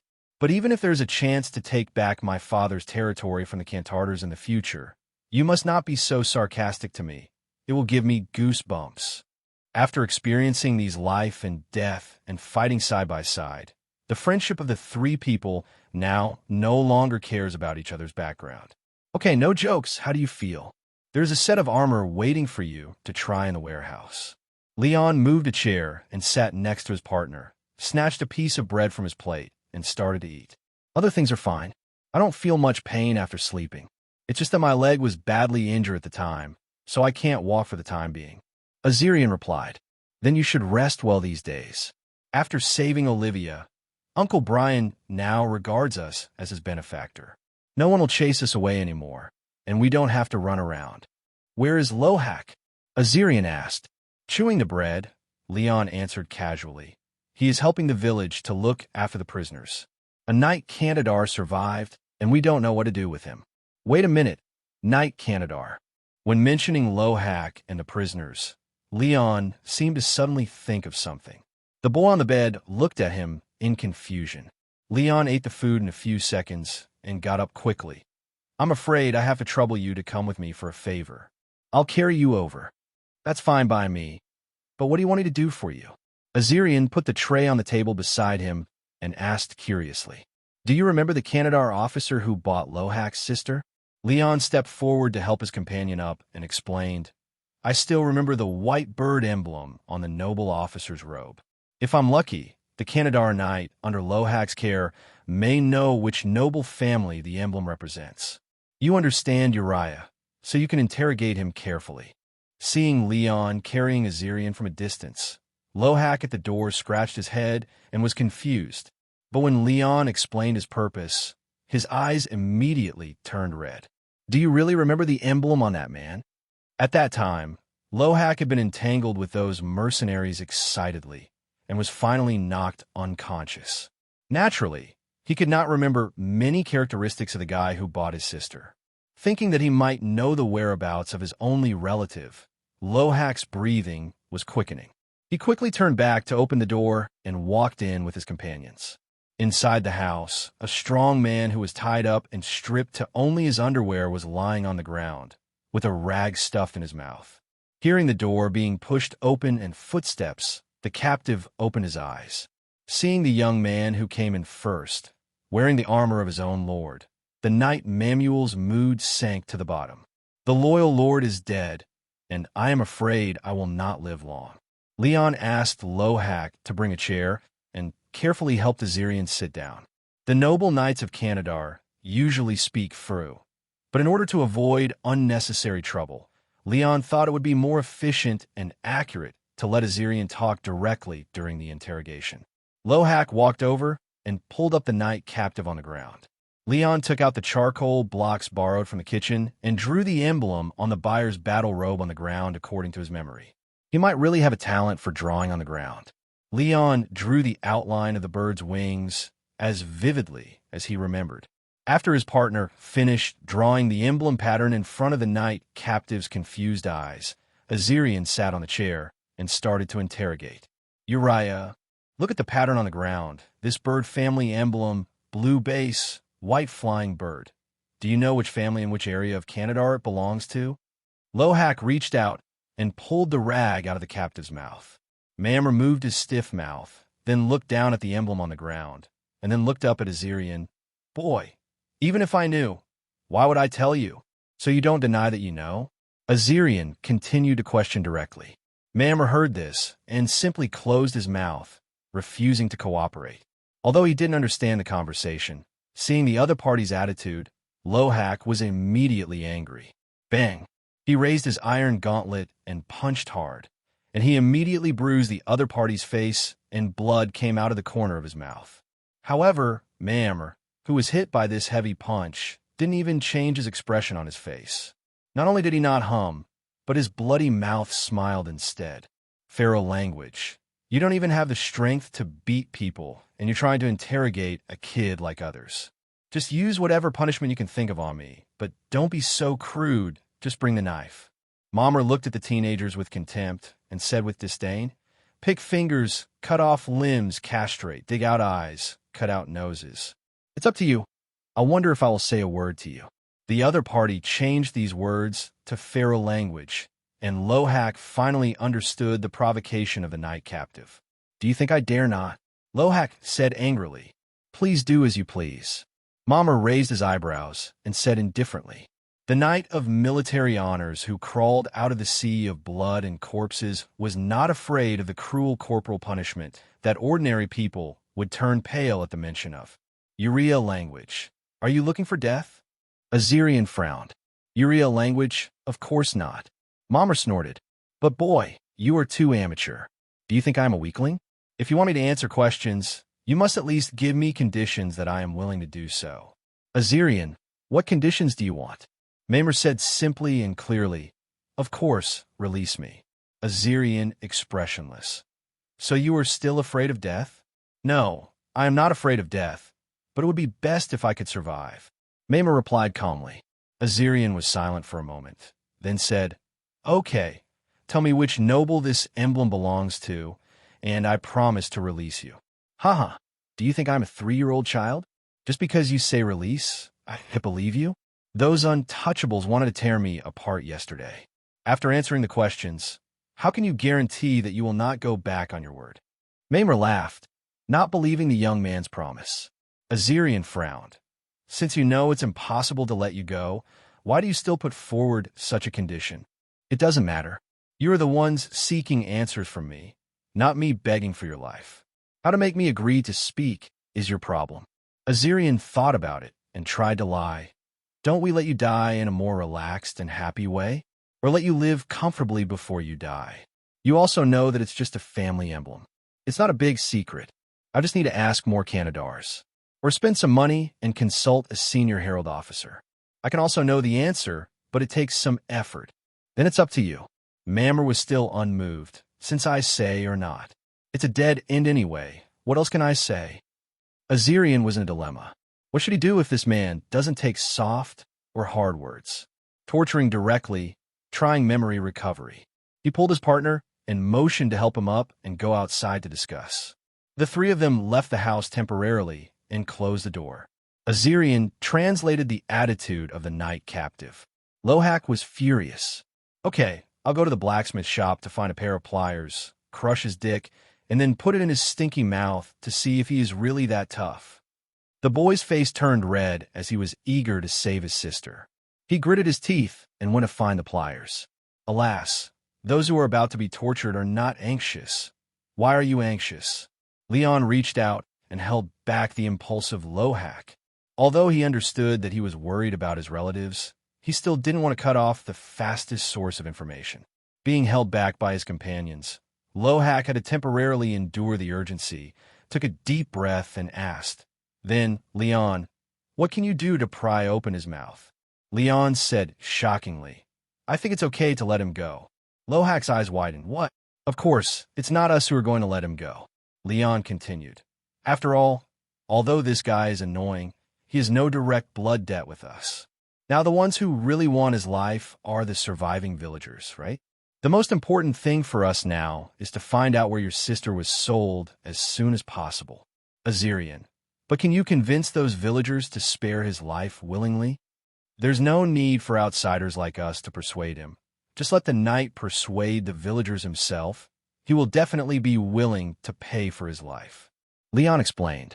Oh, you mean let him negotiate the ransom with the villagers himself? Azirian understood now. Reality is actually very cruel, especially for these poor villagers.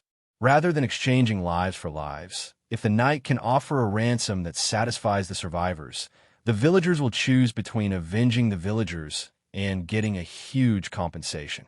Moreover, according to what Lohak heard from Olivia, the captured knight was knocked down by the girl when he first invaded. He has been lying in bed because of his leg injury and did not participate in the subsequent slaughter. The surviving villagers don't even know if they can find someone who has a direct blood feud with him. Leon, go back and talk to Olivia.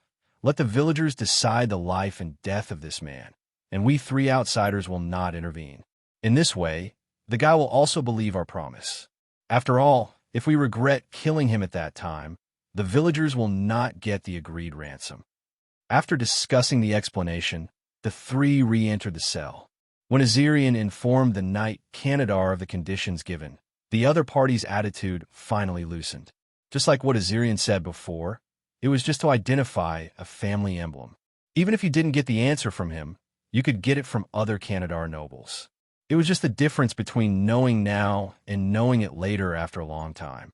The three of them were very anxious. After all, the longer it took to find out the whereabouts of Sister Lohak, the slimmer her hope would be. But Mamuel didn't know that the three were very anxious, nor did he know the relationship between them. The knight captives only thought that the family of the emblem had a blood feud with the three teenagers.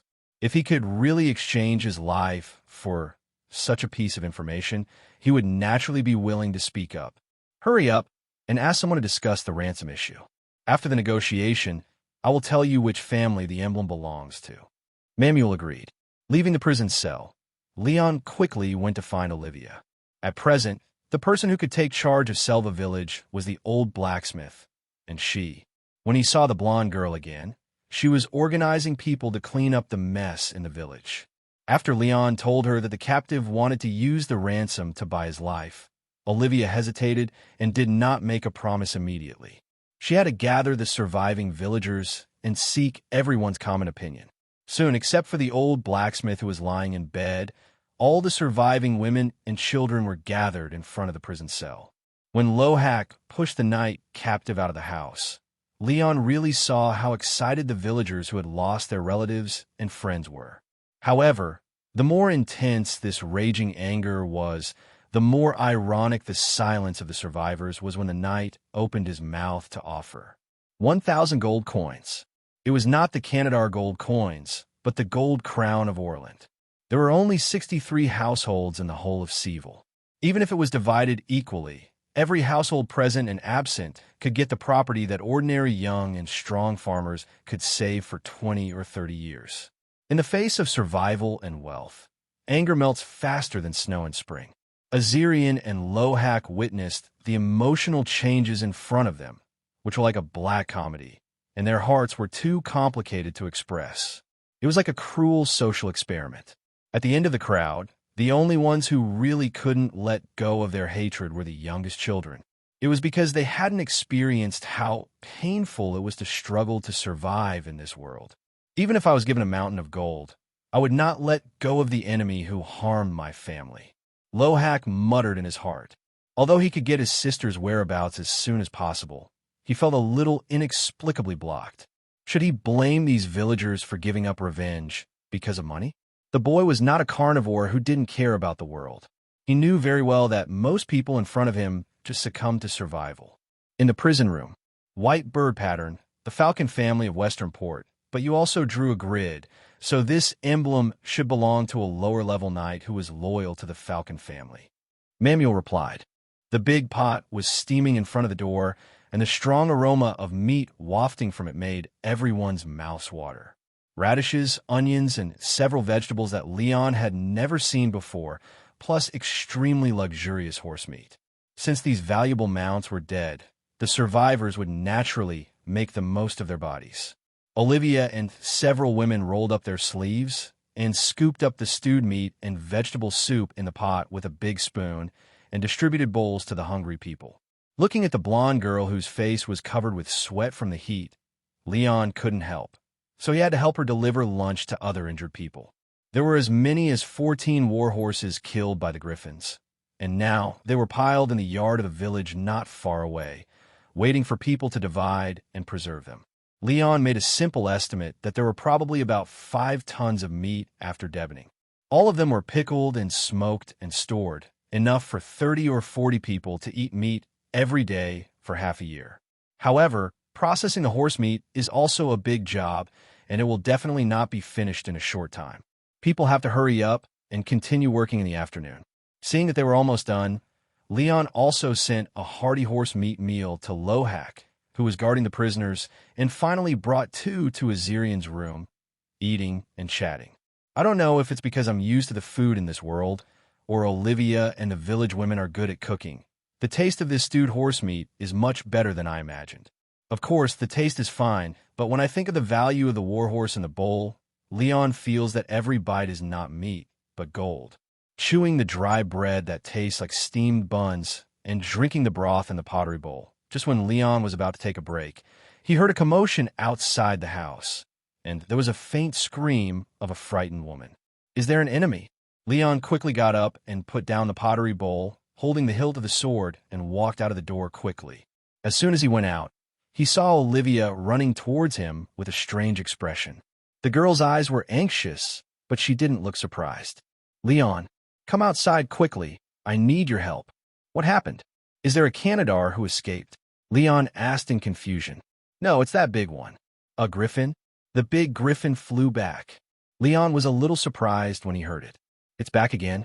Olivia dragged him and ran towards the village. The griffin just fell into the yard where the horse carcasses were stored. The aunts and sisters who were pickling meat, they were scared by it. Come with me to take a look. The two went around the backyard of the village where the horse carcasses were piled up. Before they went in, they saw the upper body of the griffin with its wings folded across the low wall. It was really that big guy, but the griffin was bending down with its head down, and its head could not be seen. There were bursts of crunching sounds of flesh and blood being torn in the yard. No one was injured? Leon asked worriedly. No, everyone just ran out in fear. Olivia replied. When he ran into the yard quickly and saw that it was indeed his old friend, Leon breathed a sigh of relief. The griffin was lying on a horse carcass, tearing the horse meat and feasting on it. Although we said we would meet again if we were destined, you came back too soon, big guy. Looking at the griffin eating meat, Leon did not dare to approach directly, but clapped his hands from a distance, trying to attract the griffin's attention. Even if the other party was friendly, who knew whether the griffin would protect the food when eating? Some domestic cats and dogs had to be trained not to show their teeth to their owners, let alone a wild, large beast. The other party was just a friend, not his pet. But soon Leon knew that he was worrying too much.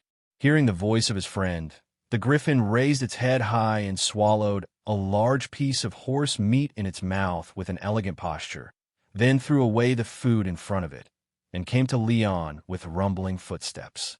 Looking at the huge beast that was approaching, Olivia instinctively felt her back tremble and took a few steps back.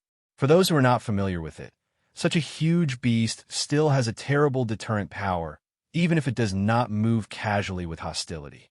The griffin lowered its eagle head, opened its bloody beak, and cried out in a short voice. Its eagle eyes blinked, and while it was chirping, it also slightly opened its huge wings, and its wings fluttered. What's wrong? Leon looked at the big guy in front of him in confusion. He could barely feel that the griffin seemed to be expressing something. Unfortunately, he really did not have the talent of a druid, so Leon could not understand the other party's body language, and could only guess by intuition that this might mean some kind of warning signal. As if seeing that his friend's understanding ability was limited, the griffin stopped. It turned around and walked towards the half-eaten food, grabbed the bloody horse carcass with its sharp claws, flapped its wings to stir up the wind, and flew up low. The griffin did not fly away, but just flew over the village at a low altitude and landed on the roof of the two-story townhouse next to it with a bang. It put down the food, turned around, looked at Leon from a high place, and cried, as if calling him over, then lay down and continued to enjoy the food. The movement of the giant beast flying over startled a panic commotion at the door of Olivia's house. I'll go watch it. You go to comfort the villagers. Leon turned his head and said to Olivia, Be careful. The girl warned with some worry. Leon nodded. He ran out of the yard quickly and chased to the two-story house where the griffin landed. He climbed onto the roof with a little effort. What do you want to tell me? Leon walked carefully to the huge body of the big guy, holding his leg armor and taking a breath. He looked around, and the whole lonely village roof still exuded a bleak atmosphere after the disaster. Looking into the distance, Leon finally understood what the griffin wanted to remind him of. The women and children who were frightened by the sound of the griffin flying over fled back to Olivia's home. The girl rushed back to the house and patiently explained to people that the giant beast was a friend, not an enemy. But many survivors saw the giant beast slaughtering the Canadar people yesterday. The brutal and terrible impression in the memory made the girl's words of comfort have little effect. People were worried that the man-eating monster in the story would become fierce again. Fellow villagers, please believe my daughter. The griffin is indeed a noble creature, is not an ordinary beast, and they will not eat people. Olivia looked at the sound and found that her father had walked out of the room at some point. Brian spoke up to help his daughter comfort the frightened women and children in the house. The old blacksmith's reputation was still very important in the hearts of the villagers. With just a few words, the frightened women calmed down. Why did you get out of bed again? Olivia stepped forward to support her old father, who was a little unsteady. With such a big commotion outside, how can I still sleep? Old Brian smiled bitterly. He turned and continued to ask, "Is there really a griffin outside?" "Yes, it's the one I told you about before," the girl said, and suddenly reacted, "Hmm? Father, you seem to know what a griffin looks like." "I just barely know it." The old blacksmith vaguely passed it over, and then said to his daughter, "Take me to have a look. Since the griffin has already established a friendship with those young people, it will surely not harm people here." As he was speaking, a young man who was running out of breath staggered into the house. "Olivia, village, village, village, village, outside the village." "What's wrong?" "Hawk, speak slowly." Old Brian stepped forward with the help of the stuttering young man and asked, "Army, army, army." Hawk panted and finally told what he saw. "It seems it's the kingdom's army." Hearing this, the old blacksmith felt relieved. "Is it the Lord's army?" No, no, no, no, it's not the Lord's rose flag. The flag is a deer." "Deer head, deer head." The old blacksmith asked, "Is it a green flag?" "Yes." Hawk nodded repeatedly. Old Brian's eyelids trembled, slightly surprised. "Trosa? Lord Trosa, it's there." The brown-haired girl sat on the horse with red eyes, turned her head, and pointed to the old man behind her, pointing to Selva at the bottom of the hill. "Don't worry, I will make those villains pay." The old man in armor gently raised his hand and stroked the girl's hair. "General," a scout returned to the formation at full speed and reported the situation to the commander. No enemies were found, but there were a lot of abandoned bodies outside the village, many of which were incomplete, estimated to be more than 30. Lena's mouth shrank when she heard the words from the cavalryman, and she almost cried again. "Are they the villagers who were killed?" Count Trosa asked the scout with anger in his heart. "Well, it seems not, General. I saw that they were all Canadar people." "Huh." The old count was immediately confused. "There are some rough guys in the army. You, a girl, stay indoors and don't run around or cause trouble. Just let me negotiate with them." Old Brian pushed his daughter into the room without any explanation. "But your legs and feet." Olivia looked back at her father, who was extremely abnormal, in confusion. "It doesn't matter." The old blacksmith sat his daughter down. "I know you are worried about those young people from other places. As a father, I will naturally explain the process to you adults. Just be obedient and stay at home." Sitting on the chair, the girl was confused by her father's request, but looking at his tough attitude, she still nodded obediently. Brian Sr. turned and left the room. Before walking out of the house, he solemnly told the stuttering young man beside him, "Hoke, keep an eye on Olivia for me. Don't let her leave the house before I come back. If she wants to go out, she must stop her." Although Hawk was puzzled, he just scratched the back of his head naively. "Oh." The old blacksmith patted the silly boy on the shoulder and walked out of the door on crutches. Looking along the line of sight, he saw the huge beast lying on the roof not far away. Old Brian's eyes only paused for a moment, and then he looked at the young man from out of town who ran over. "He is the key."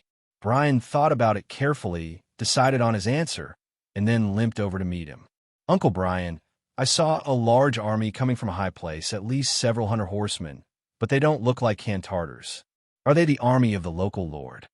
Leon was about to quickly discuss the uninvited guests outside the village with the old blacksmith, but he was interrupted by the other party before he could finish speaking. "I know that the child who was on guard outside the village just now has come back and said to me, 'Don't worry, that is our Orlander army.' Putting this aside, Leon, old man, I want to ask you a favor, which will be of no harm to you." Brian preached hurriedly. Question mark. Leon didn't agree immediately, but he held his waist a little strangely and asked, "You'd better tell me what you're busy with first." Brian Sr. leaned closer and lowered his voice. "If anyone outside the village asks who killed the Canadar noble, please take the credit. Just say that the evil leader was eliminated by you, or that it was done by the Griffin.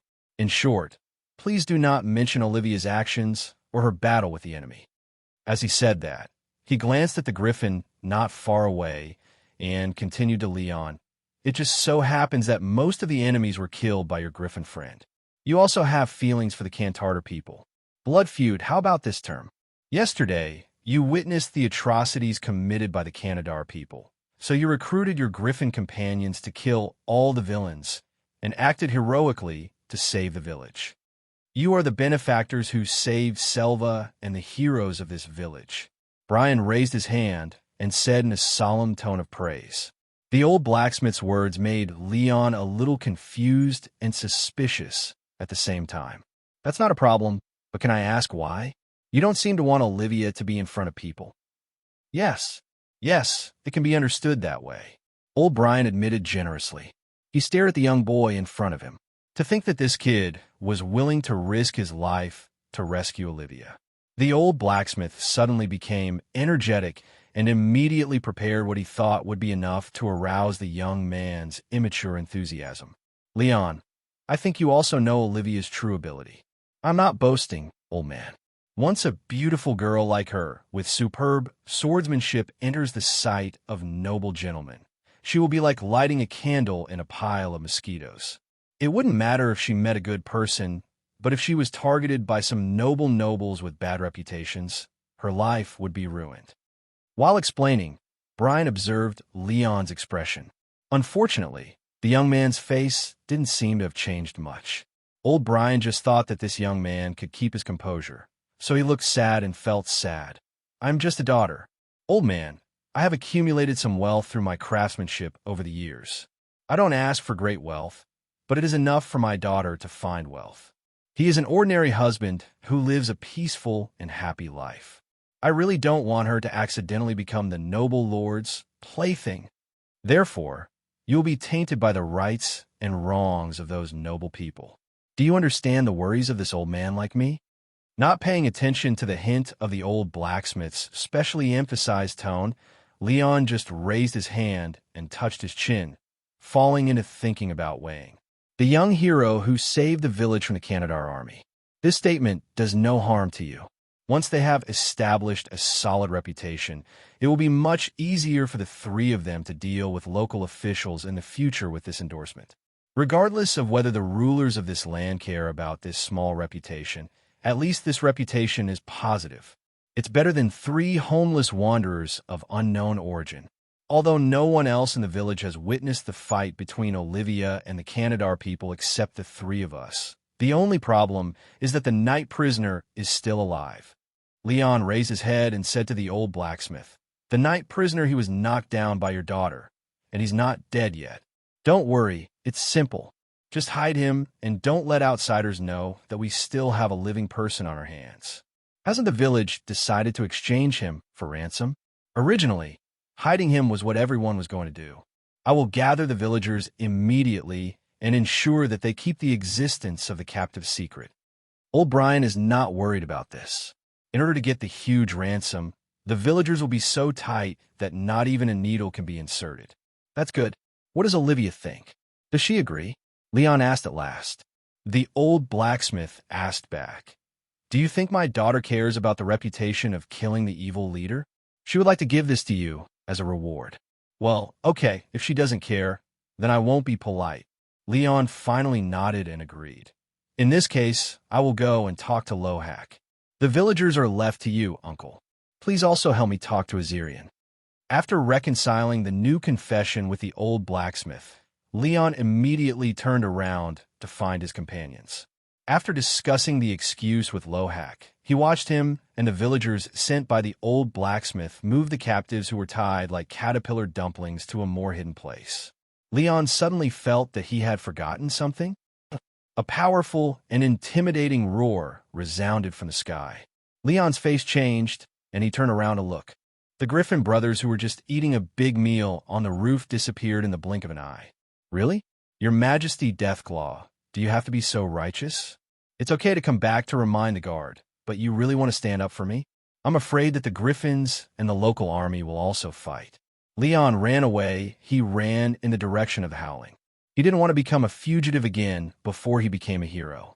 On the forest-colored square flag, laurel branches surrounded the lifelike stag emblem, and the strips at the end of the flag danced lightly in the wind, which was the proof of supporting the king. Behind the stag-head flag, knight emblems of various colors accompanied the neat and long military columns. The mighty knight team stepped through the simple village road, and the iron hooves of the war horses left clearly visible heavy footprints. There was no one in the field, and the deserted village was lifeless. Entering the small village of Selva, there were dried black and red traces left in the streets and alleys. The knights of Orland smelled the blood in the air that was no less than the battlefield. The road was full of the bodies were wrapped in linen in the open space of the village market, all of which showed the disaster that this place had experienced. Hearing the crying of the girl in front of him, Trosa sighed softly. It was too late after all. If he hadn't happened to run into this poor child walking alone on the road halfway, he would probably have to spend a lot of time to find out the whereabouts of the enemy's remnants. But even if he changed the route and rushed over quickly, Trosa knew it was too late to save the village that was attacked by the enemy's route. After all, no matter how fast the warhorse was, it had no wings, and killing the villagers who had no resistance was just a matter of minutes. But thinking of the pile of corpses of the Canadars outside the village entrance, Trosa fell into deep confusion. The most in the end, she was undoubtedly saved, although the girl named Lena in front of him did say so. 3 foreign boys rescued her in distress. They were quite chivalrous and went to the occupied village to save people without hesitation. But the corpses at the entrance of the village were too exaggerated. Rather than saying that they died in battle, it would be better to say that they were torn to pieces by some giant war beasts. Except for a few who could be seen to be injured by swords and spears, most of the other corpses were completely in pieces. Are the 3 boys so skilled in martial arts? This is obviously unlikely. While he was still thinking on horseback, a sharp and deafening roar fell from the sky in front of the Orland Knights.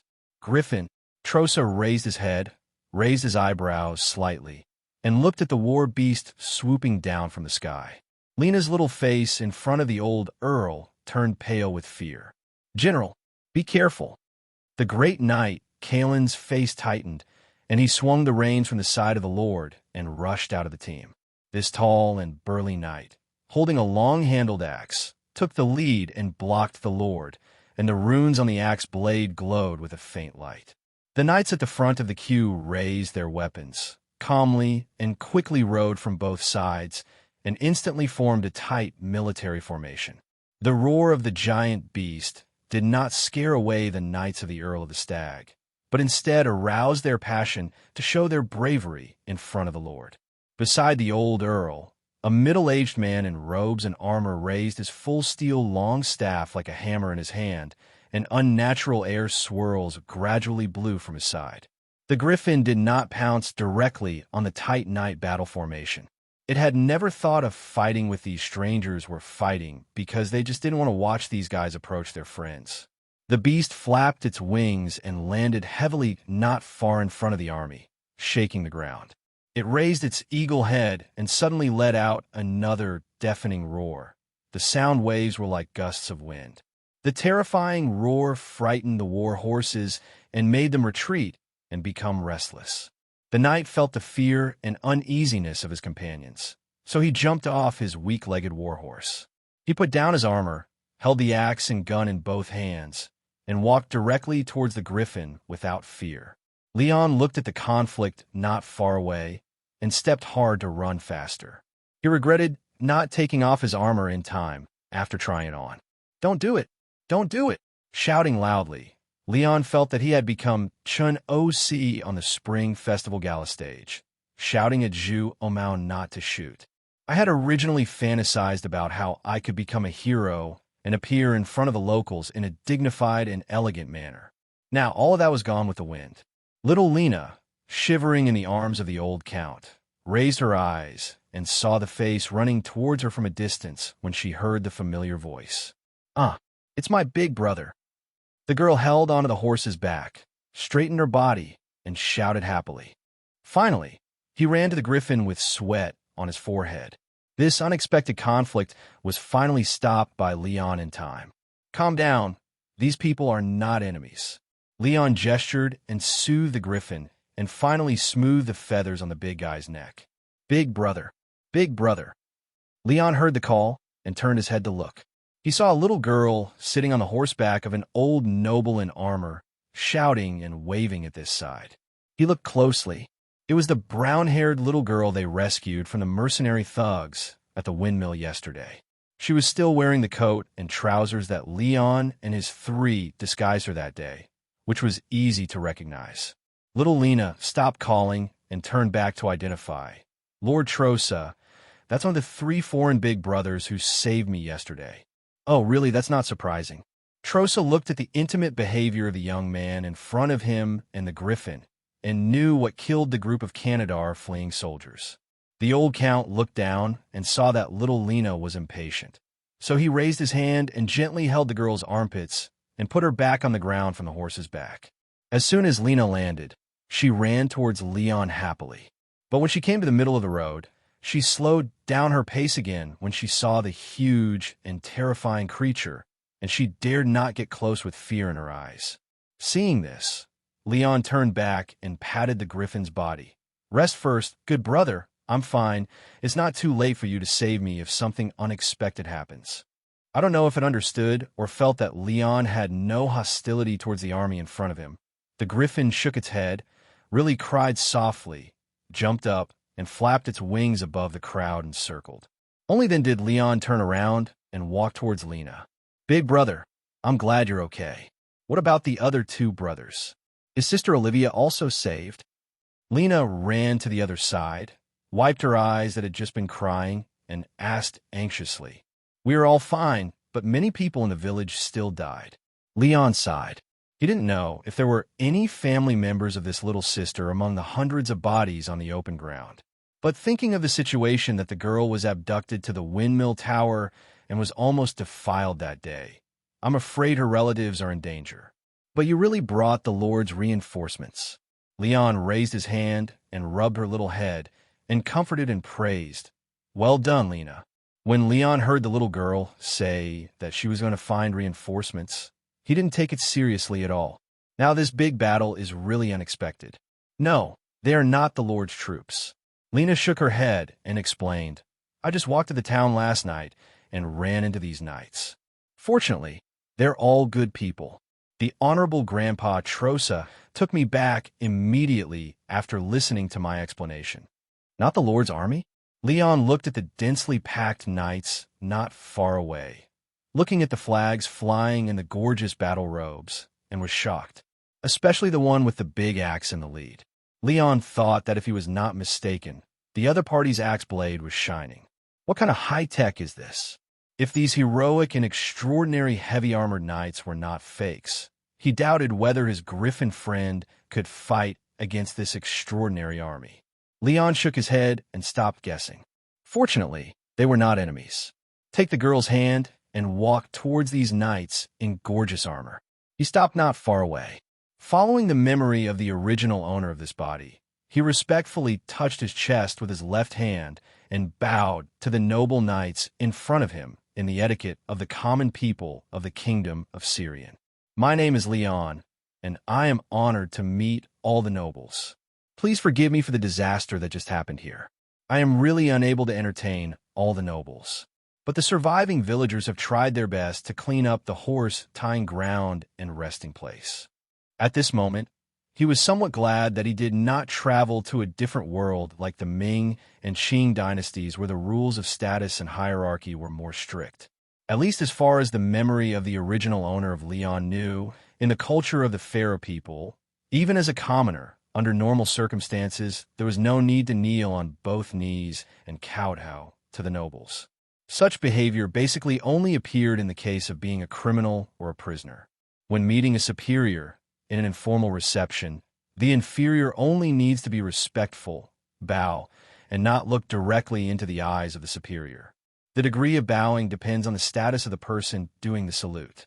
The lower the bow, the deeper it is. However, it should not exceed 90 degrees. If it is too low, it will be considered as a foolish act of disrespect. As for the more solemn kneeling on one knee, it will only appear in formal receptions, and it usually depends on the situation and the person. The knights of the inner court beside the old earl remained silent in front of Leon, who was saluting, and did not tell him the name of the Lord. After all, the most powerful nobles in the kingdom of Orland have no obligation to tell their names to a commoner. Trosa sat on his horse, looking at the polite young man, and then looked at the armor on his body. He recognized that this outfit originally belonged to the enemy he was chasing, and he had seen the whereabouts of Baron Dosen himself in the pile of corpses outside the village before. "It's okay, young man. If there are no enemies here, my army will not stay here for too long." Trosa looked at the other party with interest. "I heard from little Lena that you are not from Orland? This accent and word usage, are they from Rolander?" Leon bowed his head and answered the old man's question truthfully. "That's right, sir, but Rolander has been captured by the Canadar army. My companions and I were once prisoners of the enemy. Thanks to the blessing of the gods, we escaped from the bandits and wandered here after many twists and turns. So, those Canadars who attacked this village were annihilated by you? Did you save this village?" Trosa continued to ask. "To our shame, we failed to save all the villagers. We were involved in this conflict only to save our friends.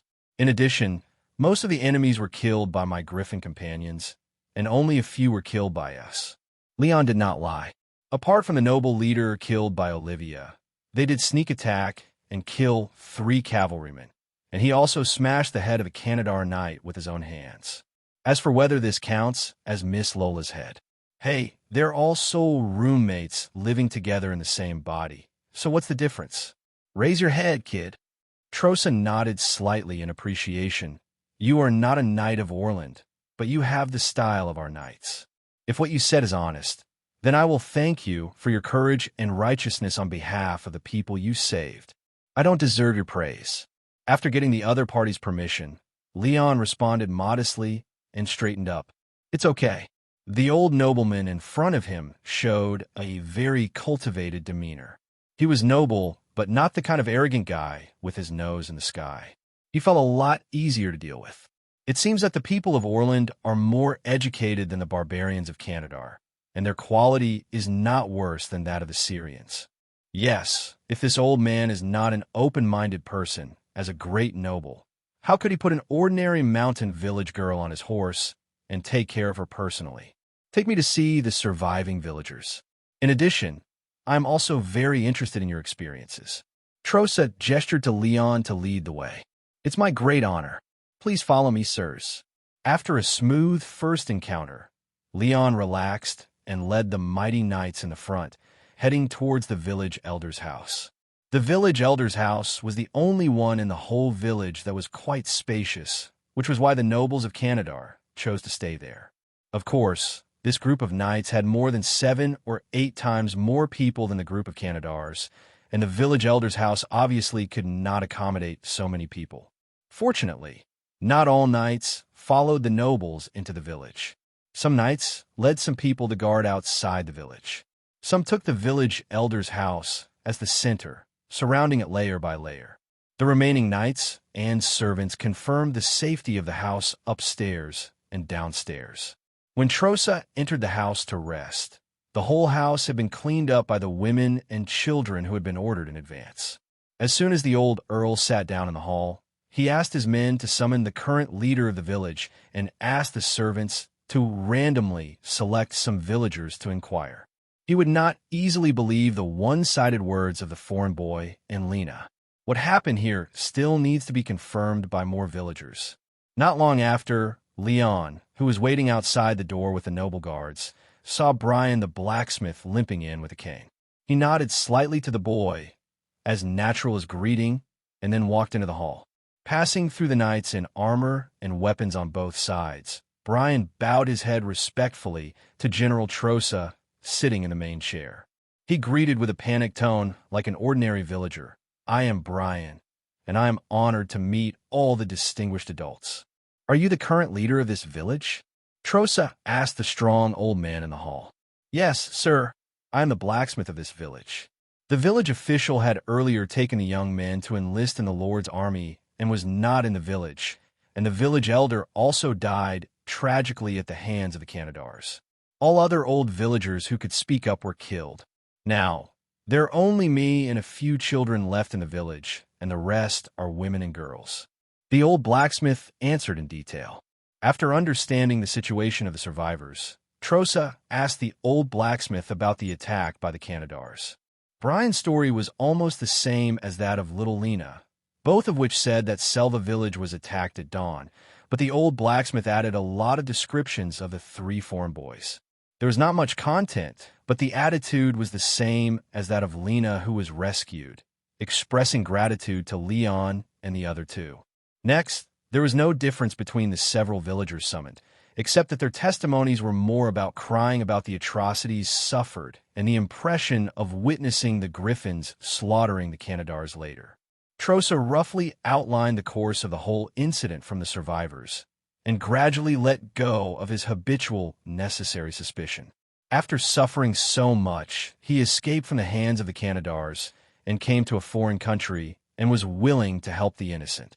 The old earl stroked his beard and sighed, recalling the first impression of a young knight wearing armor and carrying a sword. The old earl suddenly felt moved. Such an upright and brave young man who had experienced the test of a cruel journey made him want to recruit him for training. "My lord, I am more curious about how the child got a griffin as a companion. I have never heard of griffins living in the Grey Fir Valley before." The great knight, Kalin, reminded him. "Just ask him to come and ask. Also, aren't there 3 of them? Where are the other 2? Call them all over. I want to hear their experiences along the way. I don't know how they came to Orland." Trosa waved her hands in a good mood, preparing to ask the attendant to call those brave, foreign youths over for questioning. "Came not far away, and although I couldn't personally kill the fleeing enemies, it would be an unexpected gain if I could get a few young people worth cultivating." Just as the attendant in charge of the summons was about to turn around and go out, he saw a knight on guard outside the village and quickly ran into the hall. "General, the patrolling sentry reported that an army was approaching here." He saw the flag of the Thornflower. "It should be the army of the Ferolus family." The knight who came back to report took off his helmet, held his chest, and saluted. "Oh," Mr. Elliot responded quickly. Trosa said in surprise. Of course, the old earl knew that Baron Earliver was the lord of this area. After all, the other party was also the force he commanded during the southern expedition. So he was not surprised by who the visitor was, but he was surprised that Elliot's reaction was so quick.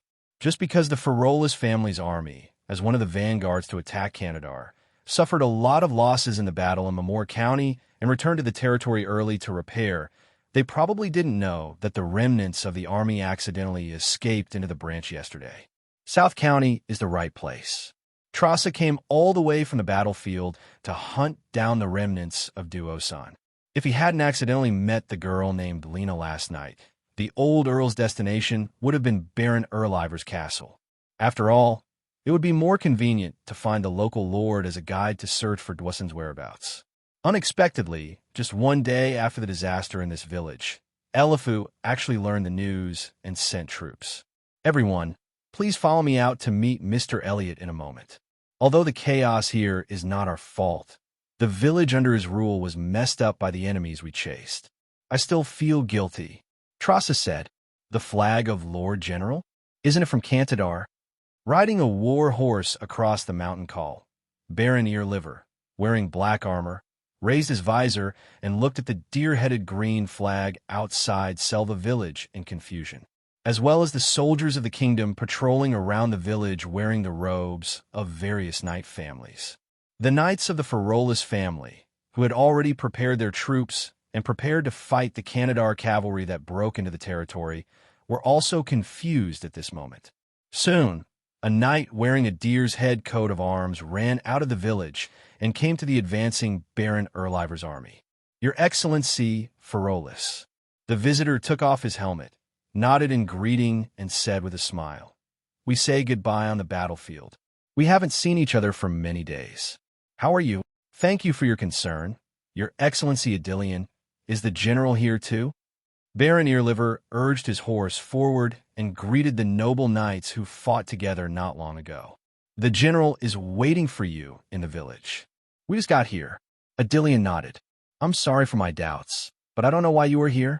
Yesterday, I heard a report from the people, saying that 3 foreign spies had attracted a group of Canadar cavalry to invade." Elliot rode a horse and walked side by side with the other party, and asked in confusion, "Have you helped me eliminate all those enemies?" "What? 3 spies?" Adilian raised his eyebrows and looked at Baron Thornflower. "Didn't you hear from the surviving villagers that there were any spies? There were 3 young rangers and a griffin. All the Canadar people were killed by them before we arrived." "Oh, haha. That old boy Duosin was stabbed through, and we just packed up his body." Seeing Count Trosa standing in the yard with people to greet him, the depressed mood of Eliver, who saw the corpses of his subjects when he entered the village just now, was slightly relieved. "I didn't expect to see you here, General. If I had known that you were coming, I would have hosted a banquet in the town to entertain you." Baron Eliver bowed his chest and saluted. "I hope you don't blame us for coming uninvited." Trosa stepped forward and hugged him warmly. The old Earl patted the other's arm, and then said apologetically, "We defeated the troops of Leadingburg a while ago, but it's a pity that we failed to capture Dason. I didn't expect him to slip into your territory. I'm ashamed that I came too late. The village under your rule was still harmed by those bastards. Fortunately, the culprit has paid with his life." Baron Eliver comforted, "General, don't blame yourself. Since we have started a war with the Cantarters, it is inevitable to suffer losses. I will get back 100 times from the enemy on the battlefield." After that, he quickly expressed his doubts.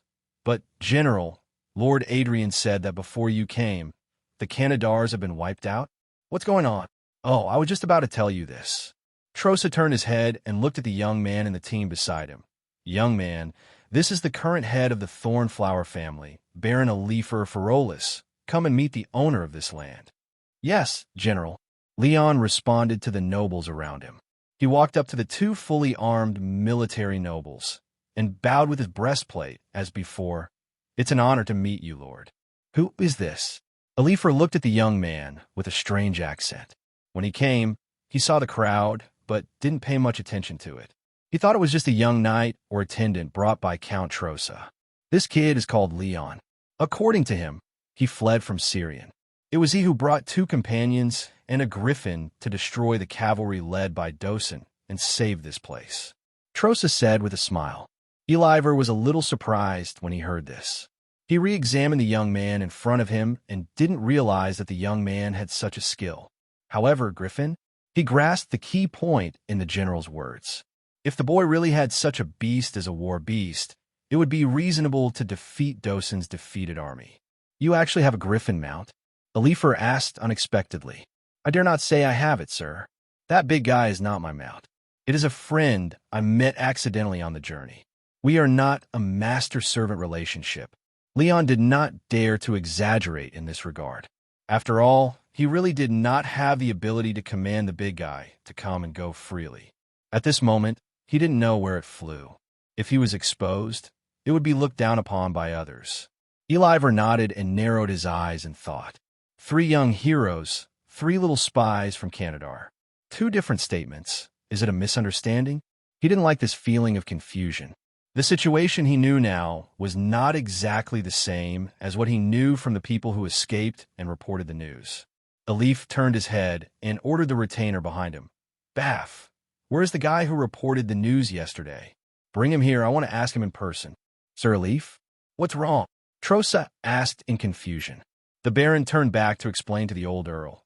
"To be honest, General, the town received a report from the villagers yesterday that 3 Canadar spies disguised as vagrants were scouting the village of Selva, attracting the enemy army to rob.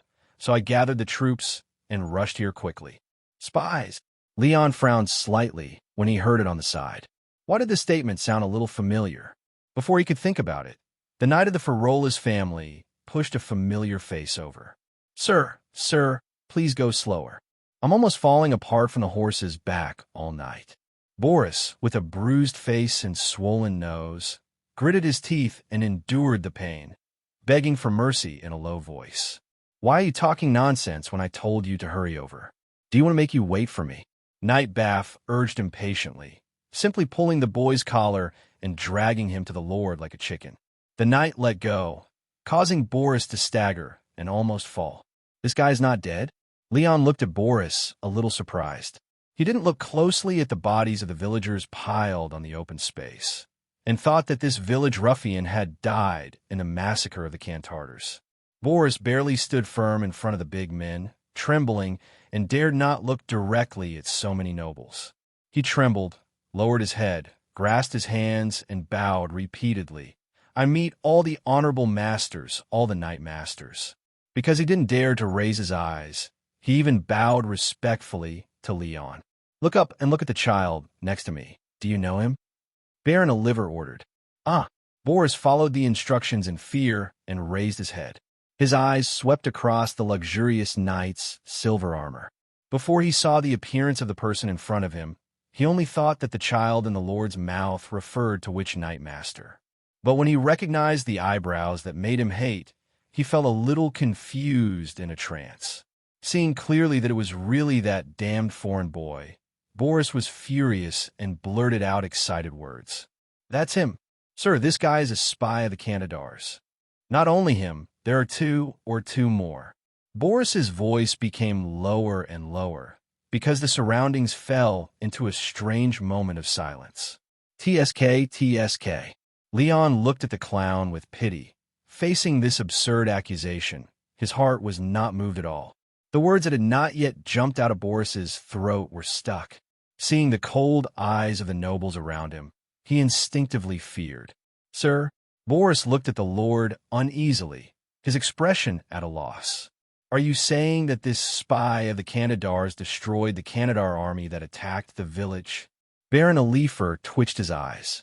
He looked at Boris's reaction and probably understood that this idiot had misunderstood the boy, so he immediately lost interest in the accusation. "Okay, take him away." Alifer waved his hand and asked the retainer to take him away. "Those three little bastards destroyed the Canadar army? How is it possible?" Boris opened his mouth in disbelief. His poor imagination made it impossible for him to connect the Lord's words to a realistic picture. He saw at least 50 terrible cavalrymen running towards the village in the bushes by the road that night. Destroy them? Just rely on those three beggar-like foreign boys? The knight mentioned the collar again, and Boris was shocked. No, there must be something wrong. Even if these three foreign guys are not Canadar spies, they're also little liars with a lot of lies. What about destroying the Canadar army? There must be another hidden story. They made up nonsense to deceive a group of masters. Boris never believed that these three little bastards could fight against an army. If they really had this ability, how could they end up like the poor beggars they were back then? My lord, I'm not kidding. How could the three of them possibly wipe out more than 50 ferocious cavalrymen? This little bastard is full of lies. Don't be fooled by him. He said at the beginning that he came to Selva through the nightmare forest. Listen to me. Is this what an honest person can say? It's clearly nonsense that doesn't know how serious it is. Their origins are really suspicious. Even if they're not spies, they must be fugitives. Boris, who was dragged up, shouted unwillingly. Nightmare forest?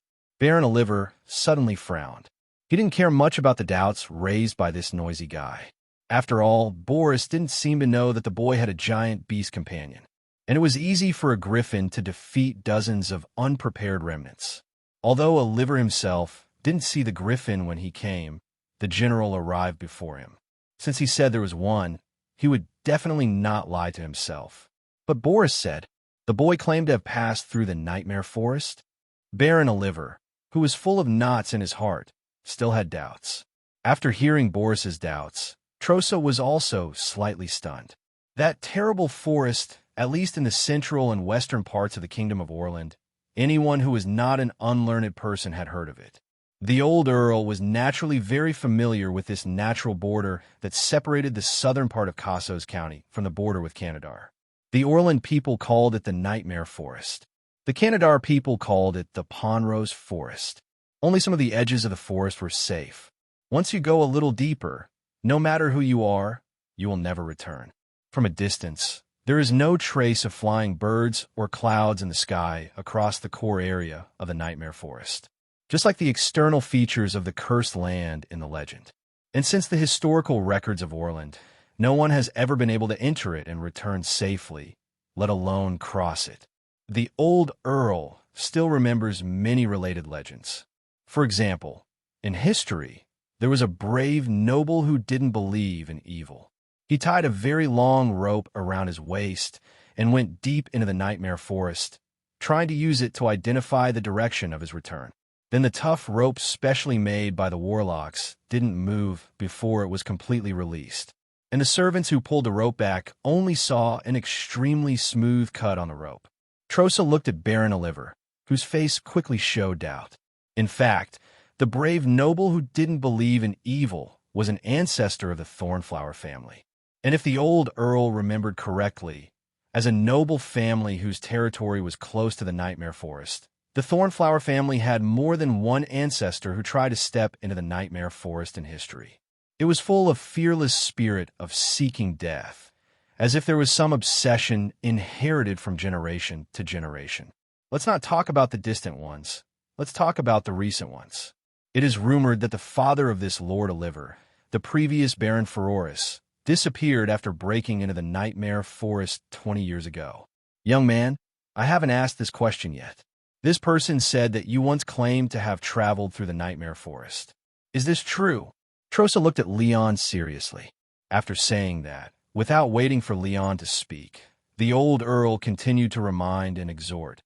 You should tell us the truth about your experience in Orland, and don't lie to us. If you have other origins, even if the truth is that you are guilty of a serious crime, you don't have to worry about being punished. I guarantee with my reputation that your righteous deeds and military exploits this time are enough to wash away most of the charges in Orland. So just tell your past truthfully. Hearing this, Leon couldn't help but feel a little grateful to this old nobleman who was called the general by everyone. With so many knights vouching for their reputation, this was not something that a noble of this era could easily renege on. He was not stupid either, and he could tell that although the old noble had some doubts about his origins, he still wanted to protect himself. This old nobleman is not afraid that he is a fugitive or a fugitive slave. He is just afraid that he will continue to tell lies across the Nightmare Forest. What these superiors hate most is to be deceived and deceived. But the conscience of heaven and earth. I really fucking walked through the forest of nightmares. Do I have to make up a lie to deceive you, just to make you think I didn't lie to you? Leon smiled bitterly in his heart. However, he was inevitably full of doubts. This cursed place in the Nightmare Forest is very dangerous. But is it equally scary for the big shots in these kingdoms? You know, even though I almost died many times inside, once I followed Miss Laura's method and successfully made the guide device, the process of getting out was not impossible, right? He and his group were just 3 teenagers who were on the run. If the team were replaced by a group of warriors with strong martial arts skills, and paired with a mage who knew how to make that kind of spiritual lamp guide device, wouldn't it be easier to get out? Leon recalled Miss Laura's calm attitude when she was in the Cursed Land. It seems that for this mage lady, there's only one way to escape from the cursed place. That is to say, Miss Laura is trapped in her own body and has no physical body. Otherwise, it would not be difficult for her to leave the so-called spirit-like field when she was alive. These big shots can't afford the help of mages, right? Or are all the mages in this world really dead? No, the rune crossbow arrow that almost killed the griffin was obviously made by a mage. As for the rune axe gun in the hand of the tall knight next to the old noble, the axe blade was still glowing before. It couldn't be an LED decoration bought from the Yuwu market, right? Sighing and putting aside the endless thoughts in his mind, Leon decided to continue to tell the truth frankly after thinking about it again and again. It's not that he doesn't want to lie to avoid more trouble, but how can he lie? He couldn't make up a lie even if he wanted to. The original owner of this body was just the son of a Syrian Orion, and he had no memory of the geography and roads of the northern kingdom of Orland. The only scattered directions I know at the moment are from Olivia's chat. The road to the east is blocked due to fighting, and there is a crown territory further east. What else? Leon didn't even know the name of the nearest town. So how could he make up a real experience out of thin air that was not a journey through the forest, but was also detailed and testable? To be honest, these nobles are not ordinary people who lack knowledge about the geography of the kingdom. He even said that when faced with Boris's provocation by the river and Olivia's questioning, If he had made another choice, he would have used nonsense lies instead of telling the truth. At that moment, when faced with doubts, whether he continues to fabricate lies that the local nobles can see through at a glance, or turns around and tells the truth, he will appear even more suspicious. Now, the only thing he can do, what he should do, is to continue to be honest with Olivia and continue to tell the truth. Young man, just tell the truth about how you came to Selva. As long as you have not committed any unforgivable crime of assassinating the king and killing the driver, I will also guarantee that you will not be held accountable in my territory. Baron Earliver obviously didn't believe that this young man could really cross the nightmare forest. Even if he had a griffin, it wouldn't be possible. In the history of the Farolas family, it's not like no one has tried to control the precious flying beast through the forest. According to records, they also failed, and no one even saw the moment they disappeared. Leon could only nod his head at the warnings of these two nobles. This time, he raised his right hand and placed his palm on his heart. This is the ritual for the Syrian people who believe in the Church of the Holy Sun when they swear an oath. Although he did not believe in the Holy Sun and the Prophet at all, by doing so, he should at least add credibility and solemnity to his words in front of others. After all, this body, in the eyes of outsiders, was still a young man who grew up in a theocratic kingdom. Witnessed by the Holy Sun and the Prophet Hillel, Leon hereby swears to you that everything I say is the truth. If there is even half a lie, my soul will fall into the abyss after death and be excommunicated forever. Leon vowed without any psychological burden. I'm not afraid of whether there are real gods in this world. Anyway, I'm telling the truth. Thanks to luck, or maybe the favor of the gods, my partner and I did go through hardships and dangers through the forest in the south before arriving here. This is definitely not a lie, but the process is complicated and I can't explain it clearly in a few words. We are not criminal fugitives with questionable origins. We are just three wanderers who unfortunately fell into the captivity of the Canadar people after our family was destroyed in Rolanal City, and then broke the shackles and were forced to flee. Speaking the truth in the surprised and unbelievable eyes of the nobles around him, Leon sighed. There is no way to make up lies that can fool these people without angering them at the same time. And the truth has been made clear. If you don't believe it, you can't do anything about it. Just do whatever you want. However, Leon did not want to be passive when he was always being questioned.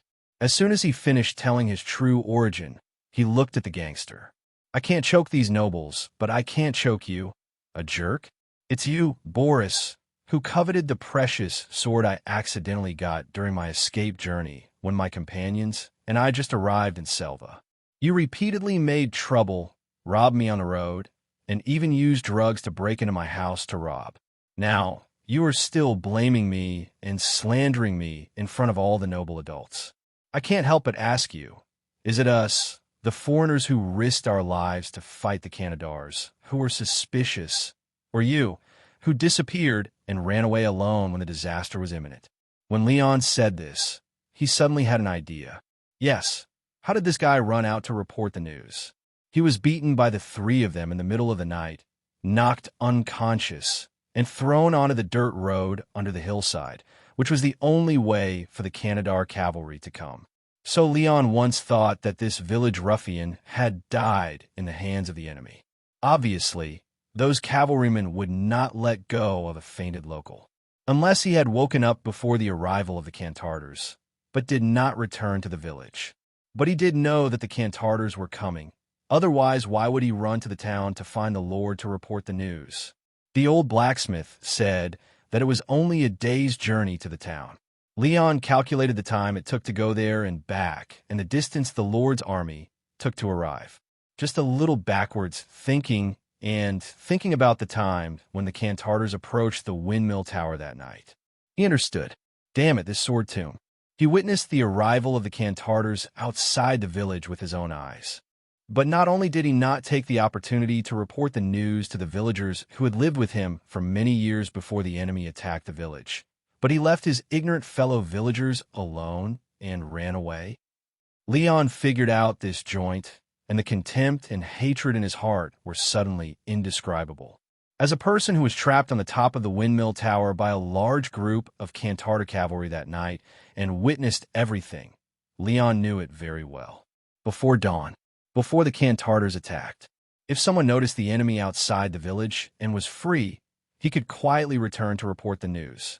Taking advantage of the night, even if the enemy villagers were alarmed, they would still suffer a lot of casualties. But under the cover of darkness, a large number of villagers would definitely be able to escape the fate of being massacred. This is not modern times. There is no effective lighting equipment.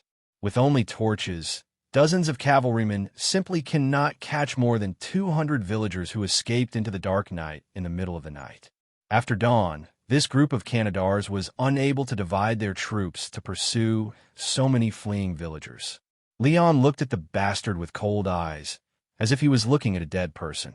There is no need to do it yourself. Just tell the villagers this fact. Whether it is the surviving women, children, or the young and strong men who have lost their families and have not returned to the village. Each of them will want to tear apart this bastard who had the opportunity to save the village but turn a blind eye. Boris, who still had no idea of his tragic fate in the future, was still immersed in the panic of the moment when he heard Leon's questioning. He didn't know what medicine the gentleman in front of him had taken wrongly, and the origin was so suspicious. He didn't blame the three little bastards, but forgave them one after another. But if he didn't quickly clear the criminal accusations in the other party's words, he was afraid that he would be in trouble. My lords, this is a complete false accusation. I didn't rob them.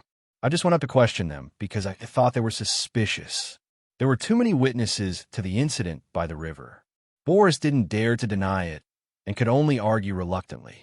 But when he thought about the fact that there were no witnesses in the village when he stole the sword from a mill that night, he denied it flatly and said, "As for the theft with drugs, I didn't do it either."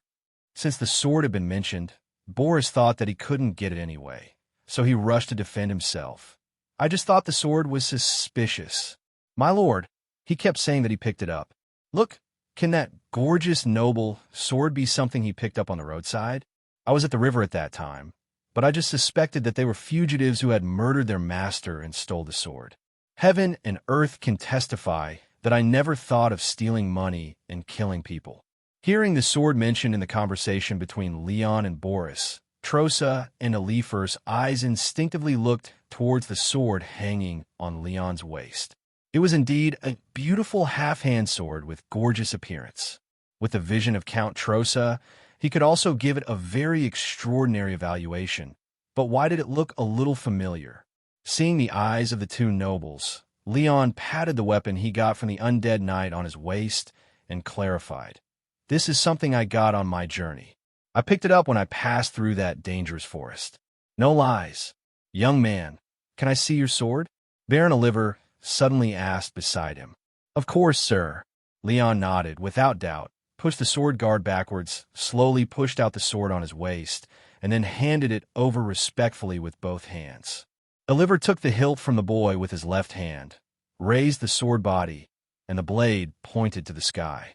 He looked at the dwarf steel sword shining with a smooth mirror. His eyes swept across the inscriptions on it, and suddenly smiled, relieved and relieved. Leon looked at the other party's inexplicable smile, a little puzzled. Trosa suddenly understood something and stroked his beard in disbelief. Baron Oliver did not speak, but drew his sword from his waist with his right hand. Under the sunlight, the silver blades of the two long swords shone brightly. And except for the slightly different blade and handle lengths, their accessories and equipment are almost identical. The inscriptions on the blades are like replicas. Leon blinked in surprise, and he raised his eyes slightly, then looked over the lord's shoulder and noticed the flag held high by the servants behind his team. The thorn rose emblem wrapped on the flag. The memory of that day swept over him, and Leon suddenly realized, "Isn't this the pattern on the shoulder shield of the corpse knight?" "That I believe you, Leon." Eliver put away his sentimental smile implicitly, sighed, and really called the boy by his name for the first time. "You are the first batch of warriors who have successfully passed through the nightmare forest in the history of Orland. How is it possible? How is it possible? How could he walk through the forest? Listening to the Lord's recognition and appreciation of the foreign boy, Boris was so frightened that he screamed in despair. "Shut up, you shameless person!" Baron Earliver looked at the village ruffian indifferently and angrily said, "Your slander against the brave almost brought shame to us. I should really cut off your tongue that spits out hatred." "I'm willing to do it for you, my lord." Knight Balfu, the old god, spoke out. "Tongue? No, no, sir. It was the villain who was wrong and stupid." Boris knelt on the ground in horror, and knelt down and begged for mercy. "The villain has no eyes and cannot recognize people. Spare me, spare me." Baron Earliver no longer looked at the ugly appearance of this despicable villain. He looked at Leon aside. "Young man, this man has repeatedly offended you in deceitful ways. How do you want to deal with him?" Leon thought for a while and asked the Baron, "Sir, I am from Syrian and I don't know the laws of Orland. I would like to ask you for advice." This person first gathered a crowd to rob, but failed, and then used drugs to commit the theft. What is this? How should crimes be punished? Elliot nodded to the young man and felt more appreciation in his heart. "In my territory, such a villain should have his hands chopped off, hanged and his body displayed in public, and all his property confiscated." After hearing this, Leon continued, "If you dare, please temporarily take him into custody. His crimes are far more than the crimes he committed against me and my partners. I want to disclose all his crimes to the villagers and then punish them together." "Is there still a crime?" "Well, okay, that's fine." Elliot turned to the retainer and ordered, "Lock up this dirty guy first and wait for the verdict." "Yes, sir." Balf roughly picked up the trembling Boris from the ground and dragged him down while he was crying and screaming at the top of his lungs. Seeing that the clown had temporarily withdrawn, Leon looked at the two almost identical swords in Baron Earliver's hands. If he doesn't know the connection between the two at this moment, then he is as stupid as Boris. Taking off the equally gorgeous scabbard from his waist, Leon offered it with both hands. "My friends, and I picked up this sword next to the body of Knight. It turns out to be your property. Please forgive me for tampering with it without permission. Take it for self-defense." After hearing what Leon said, although he had accepted the news in his heart for many years, Elliot's eyes still dimmed slightly. He put his sword back to his waist, raised his hand to take the thing returned by the young man, and then slowly put his ancestor's sword into the scabbard. Genuine dwarven steel. "This is the ancestral sword of my Falor's family, the Blade of Thorns. It is also the sword that my father always wore before he went to the forest and disappeared." Baron Earliver handed the collected family treasures to the attendants aside for safekeeping, and then said, "The sword on my waist is just a replica that I found someone to make later.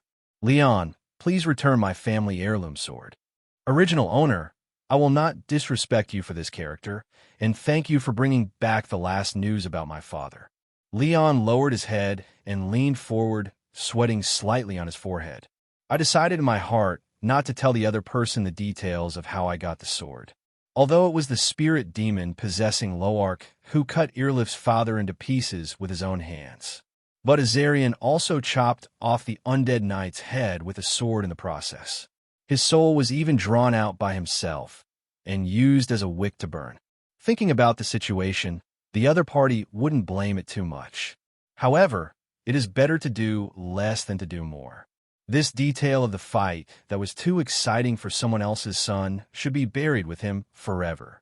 Besides, after leaving the cursed place that day, the soul saved in the Wayfinder immediately dissipated from the lamp as soon as it appeared in reality. According to Miss Laura, what is this called? The souls of the dead have returned to the Dead Sea. This can be regarded as a certain degree of soul returning to his hometown and resting in his grave. No wonder the place they arrived at was Selva Village. It turned out that nearby was the territory where the noble soul lived. Okay, everyone, don't stand at the door. Ask people to bring more stools and chairs. Come in. Count Trassa smiled and patted Leon on the shoulder. Where are your partners? Let me see you two. Meet the other two warriors. I'll call them over right away. Leon bowed.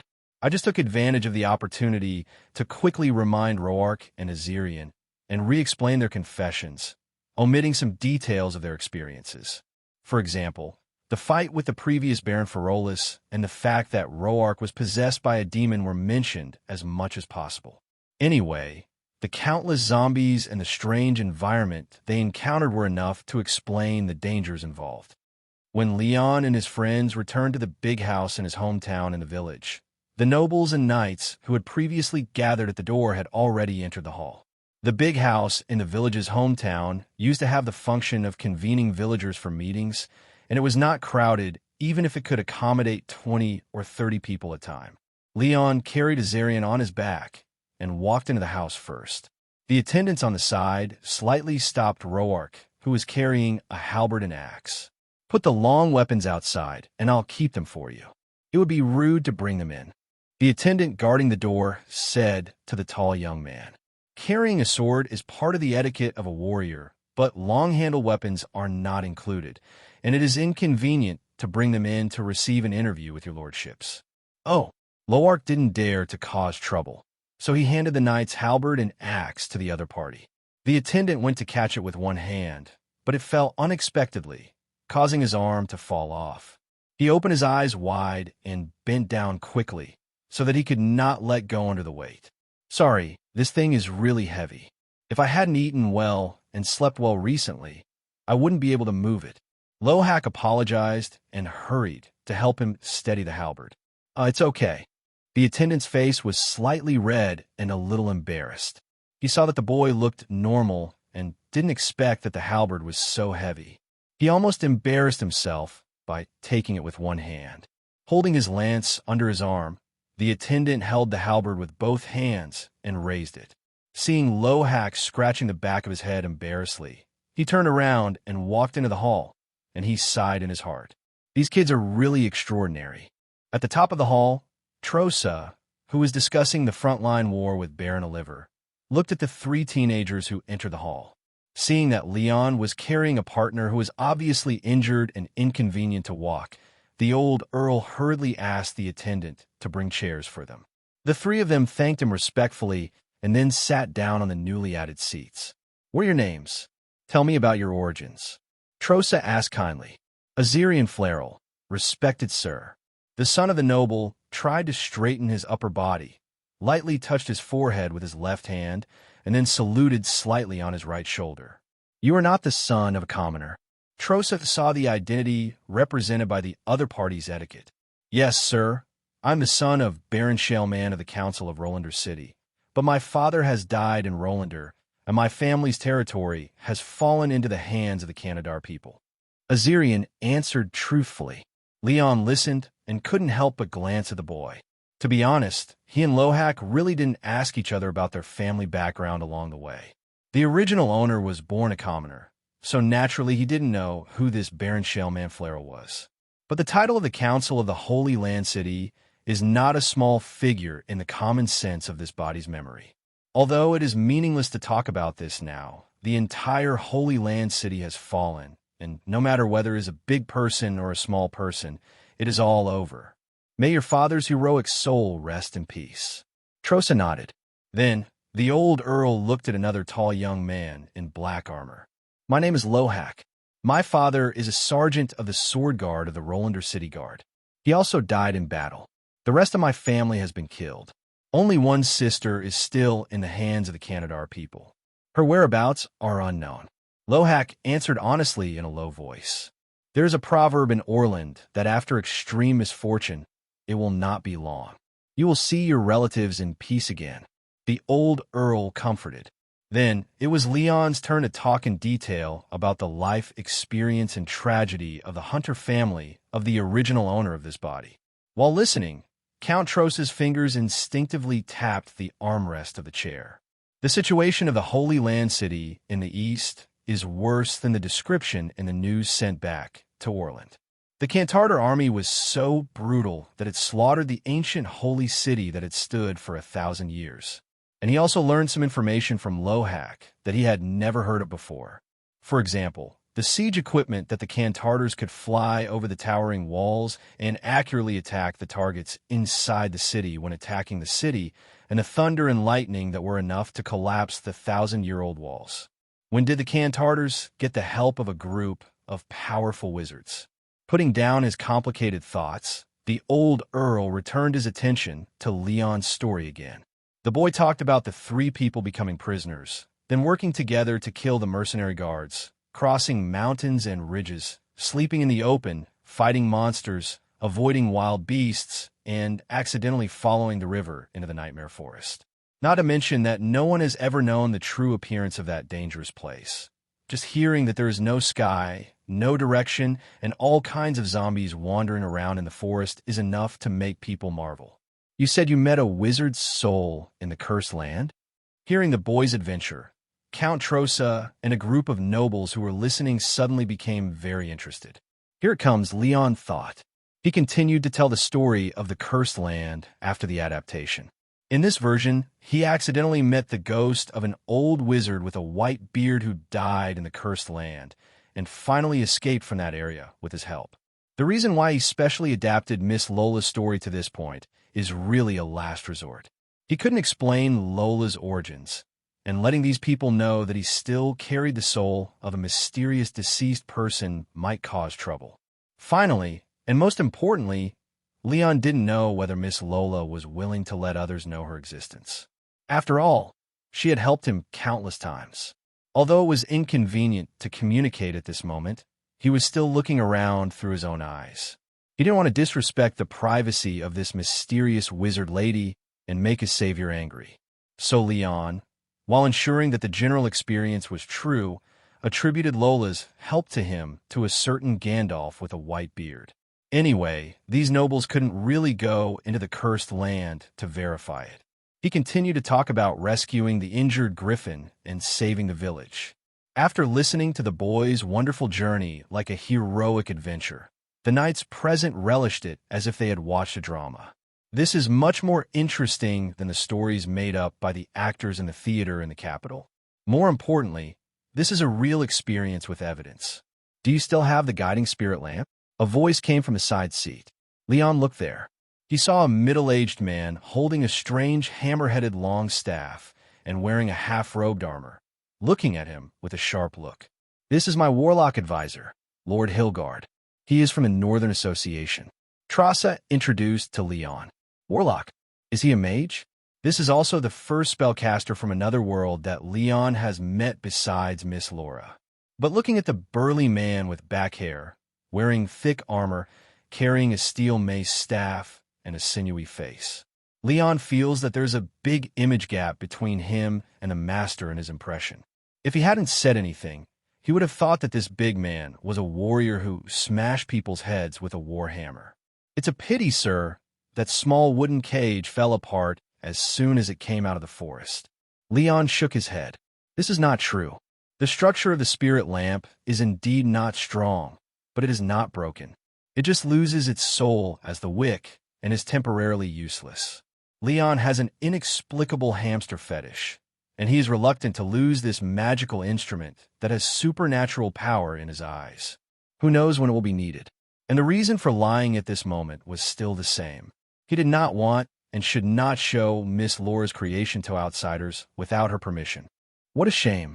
Hearing the answer, Hilgard was disappointed, but continued to ask, according to what you just said, the crossbow arrow that injured the griffin is still there after all, right? Can you let me take a look? Leon nodded. That thing didn't matter. Miss Laura looked disdainful and disgusted at that time, so it must not be a rare thing. Do you need me to get it now? Sir Hilgard, Leon asked him. No, I'll talk to you later. Hilgard shook his head. Trosa waited for his old friend to finish talking, and was about to speak when he heard Baron Earliver at the second table suddenly say to Leon, "What are your plans in the future?"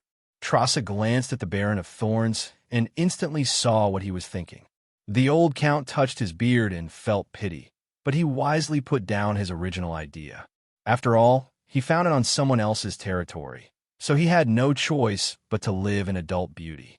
Leon heard the question and turned to look at the local lord. He heard that this nobleman seemed to be interested in helping him. After thinking for a moment, Leon organized his words and replied to Earlifer. As you can see, my friend was injured in the battle, and his legs and feet are temporarily inconvenient. I am afraid he will have to rest in your territory for a while.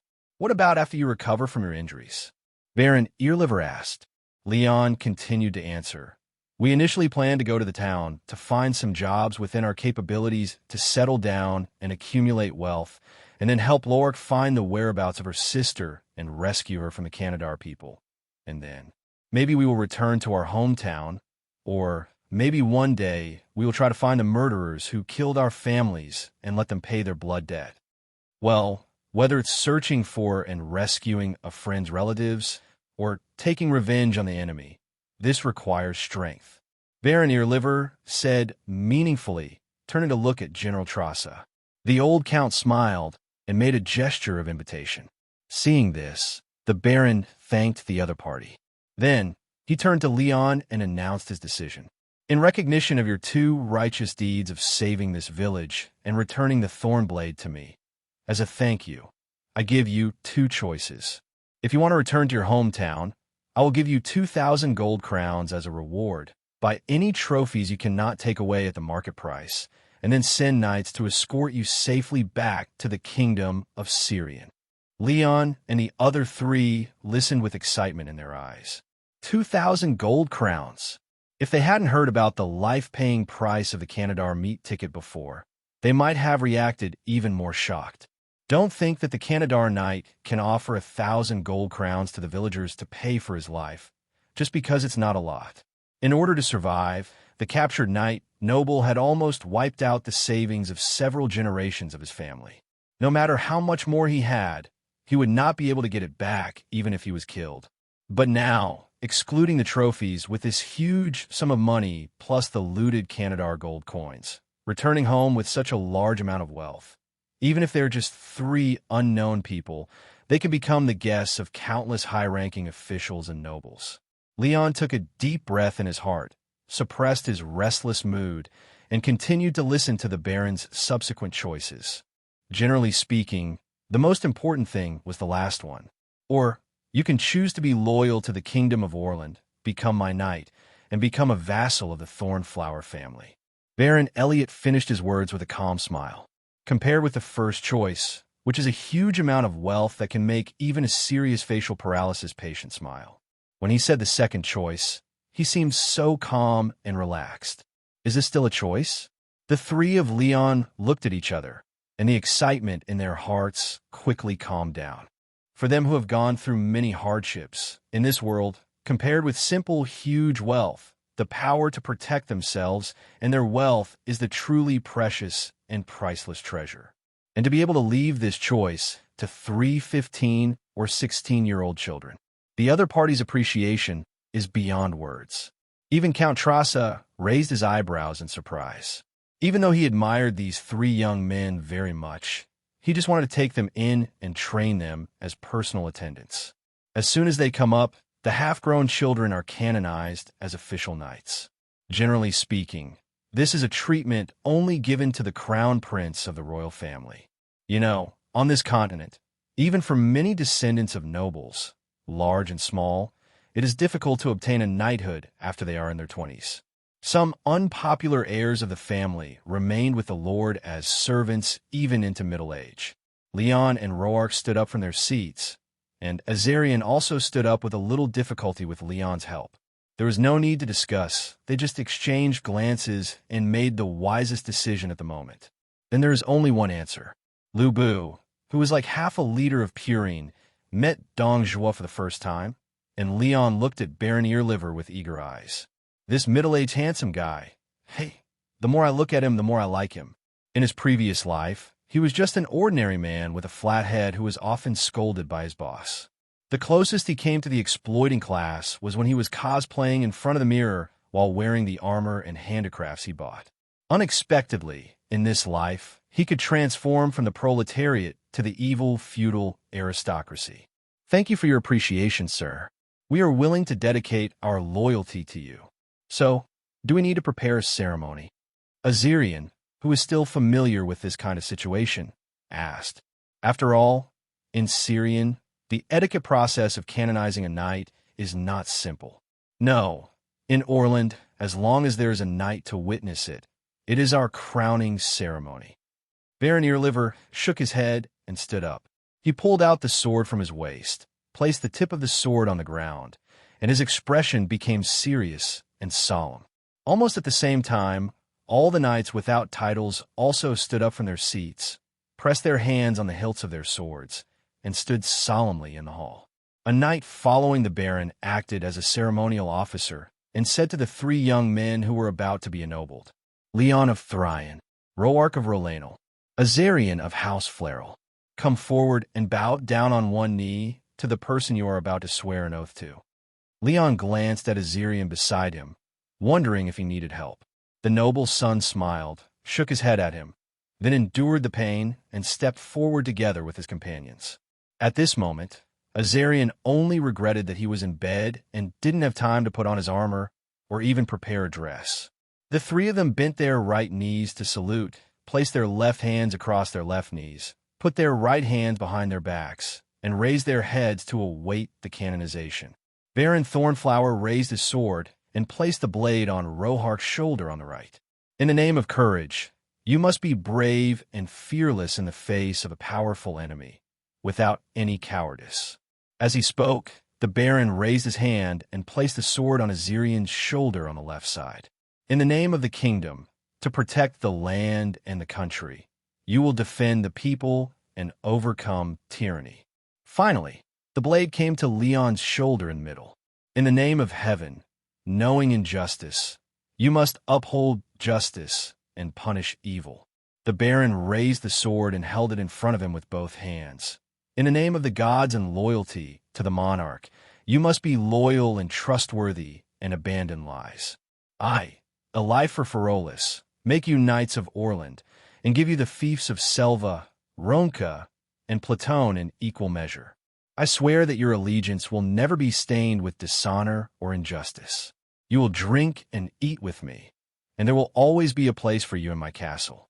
After the Baron finished speaking his oath, the knight behind him reminded the young man who had been ennobled, Read it to me, I swear it, that I will fight for the Thornflower with honor and my life. Fight for Olander. Fight for the territory and the people. The three young men's oaths were very resounding. The Baron put away his sword happily. Rise up, my knights. Leon stood up in a daze, his brain a little unresponsive, not because of this brief and solemn canonization ceremony. Rather, did he hear it correctly?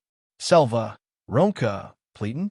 He knew Selva village, but where were the other two places? This Baron, in other words, this current lord, gave them 3 territories at once? Only taking away Dwussen's body, General Tross's mighty team set off again. The green deer-headed flag drifted away in the distance, surrounded by knights. At the entrance of the village, little Lena kept waving goodbye to the departing figures of the knights. Old Brian held the poor girl's hand at the side, watching the deer-headed flag go away, and his tense heart completely relaxed. He looked at Leon, who was following Baron Earliver in front of him, and couldn't help but feel lucky that no accident happened. These 3 foreign boys attracted the attention of all the big shots, especially Trossa. However, what he didn't expect was that the so-called story of traveling through the nightmare forest, which he had never believed before, was actually true. Sir, what is the identity of that general? Leon realized at this moment that until the other party left with his troops, he still didn't know who the old noble was. Trossa Forest. Baron Earliver introduced to Leon, the Earl of Bucks in Urdosk and Layson County, the famous Kingmaker. Kingmaker? Yes, this is an honorable title given by the king. Our current majesty, Ledwin III, overthrew the tyrant of the previous generation and ascended the throne with the support of this old earl. Ellie explained. After speaking, the Baron patted the young man's arm. We will fill in the history of the kingdom slowly later. Come with me now. I have something to say to you.